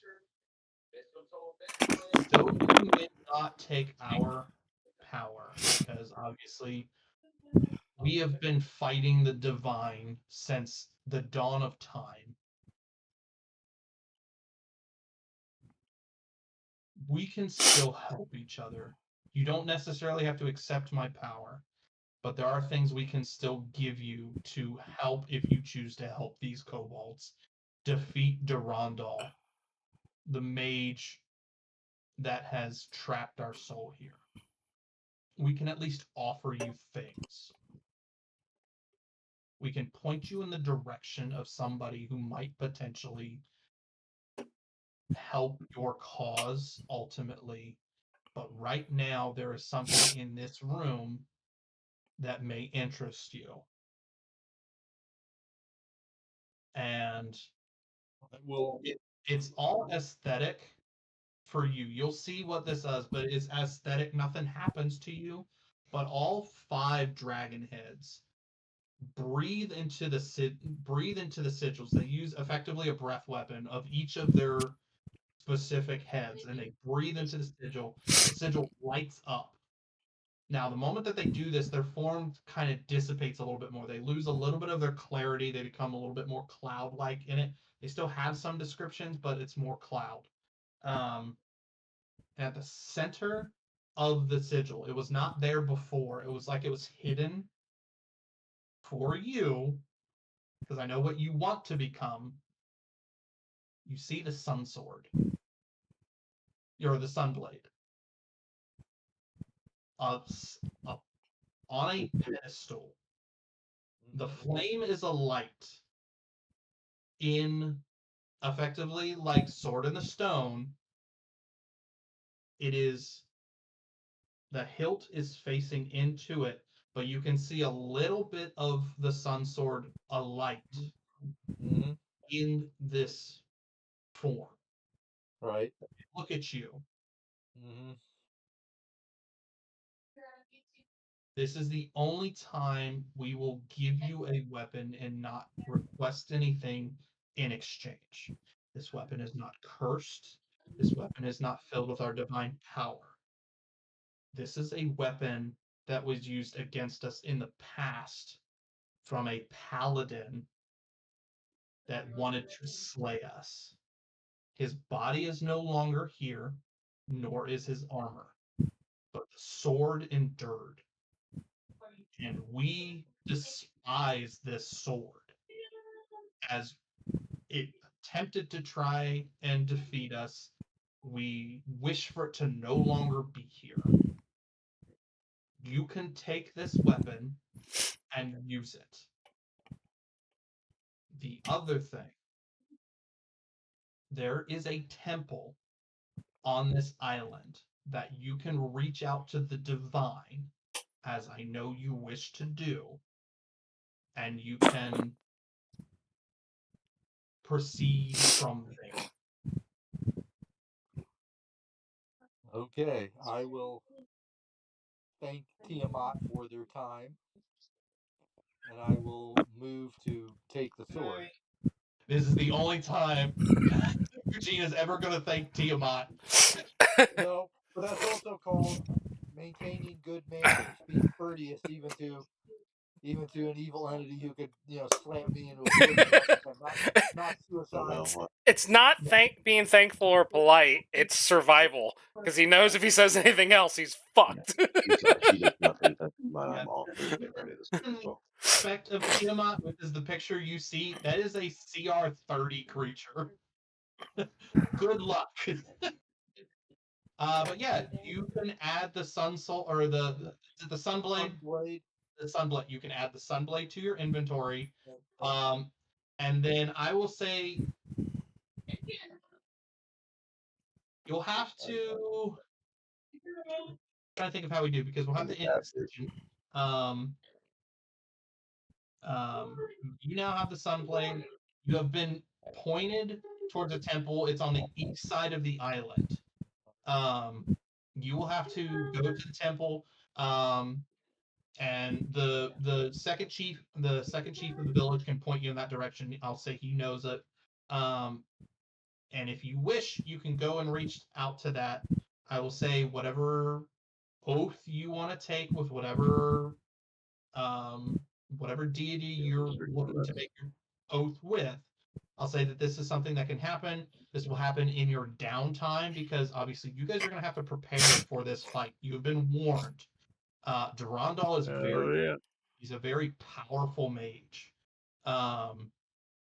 Even with the power that you have been given, you're going to have to practice using it.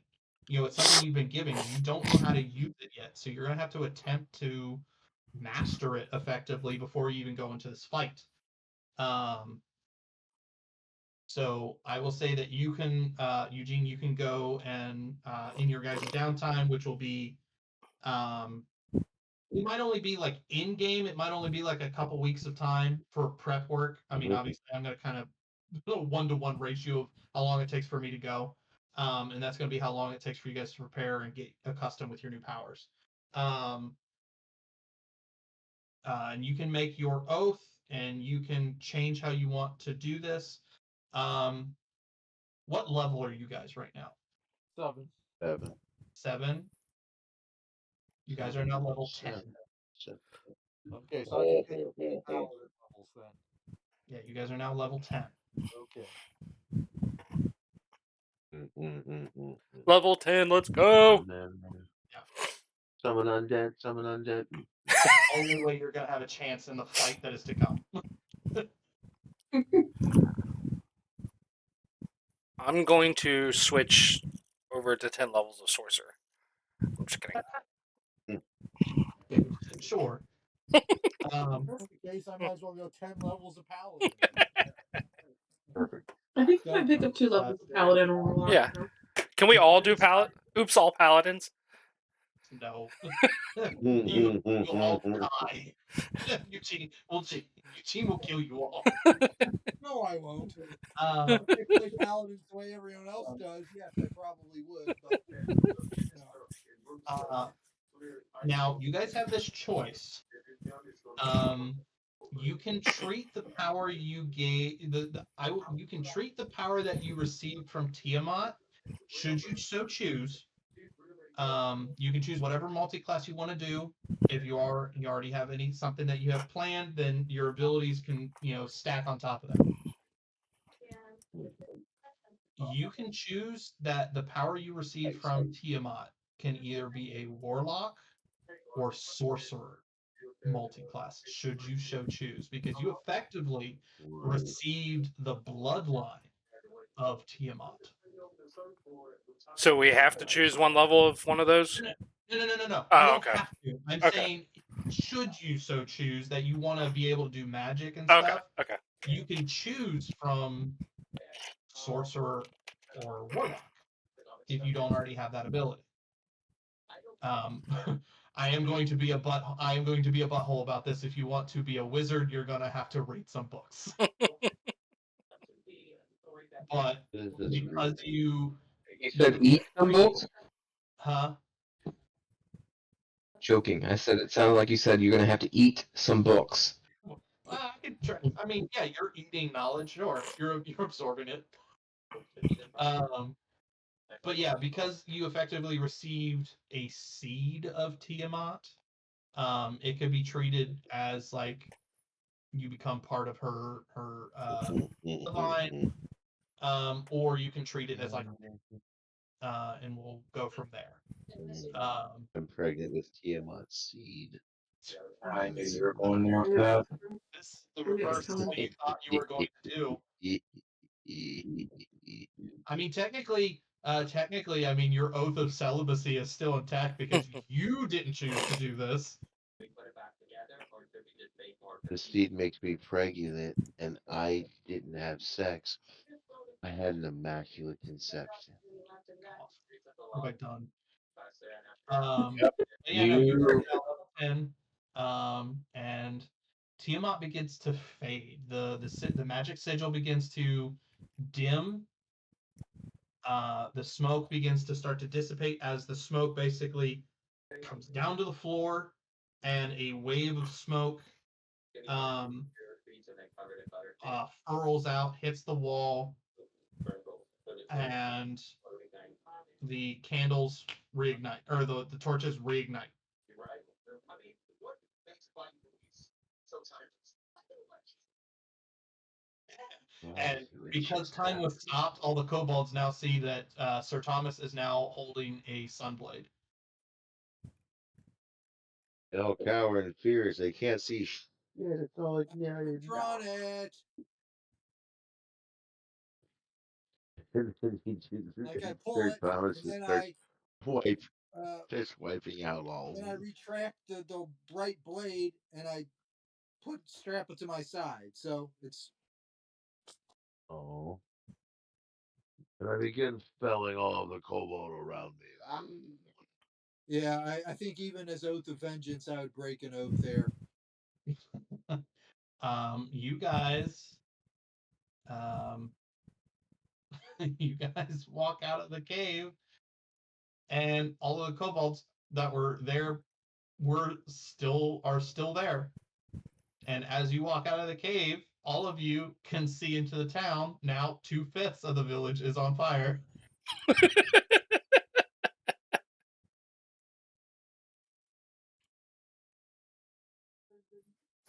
All the kobolds have stayed here, and they have waited for your return outside of the cave with bated breath.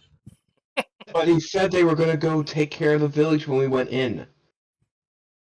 Yeah, didn't they win? I don't remember saying that. They were Yeah, because remember the whole 8 hours?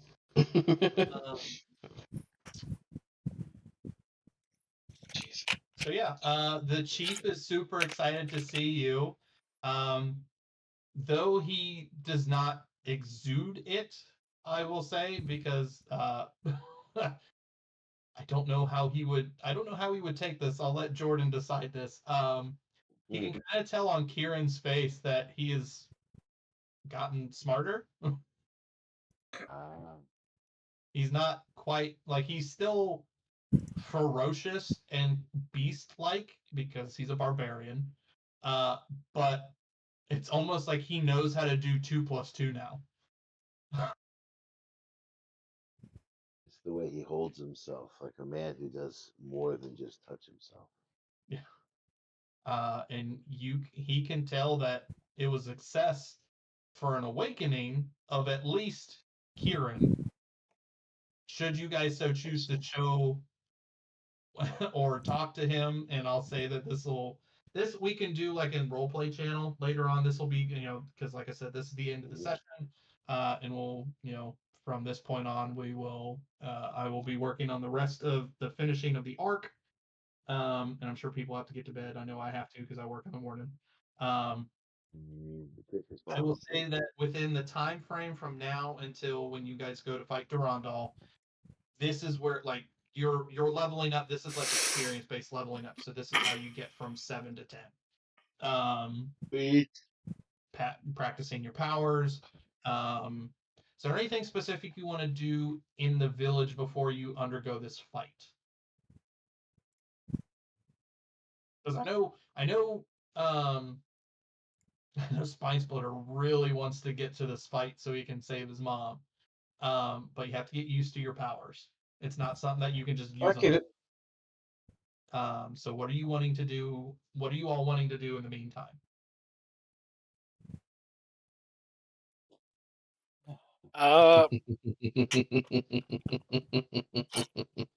Honestly, Recdeck would probably just train, Okay. practice the new abilities and shit. Okay. Training works. Brainwashing as well, Exactly. Must teach them the number one sacrament of all kobolds. Seagulls must die. Seagull extinction. I will get with Jake and I will at least explain the abilities. Like I said, I still have to go through and like write all of them. Hopefully I can at least I'm gonna have to like actually write them out physically and then type them up and like make them abilities on D&D Beyond, so then I can add them to your guys' characters. But I will reach out to Jake and I will tell him that he's leveled up with you. You guys have all leveled up from 7 to 10, and that there are new abilities, which I'm sure he'll be stoked about the corrosion ability. So we will go from there. Yeah. For the rest of the session, this is where we're going to end it. Thank you all for watching the Nat 1 nonsense. And as we prepare with all the rest of them, as they go to fight Durandal. Yeah. You all have a good night. Enjoy the rest of your evening. Bye. All right, everybody.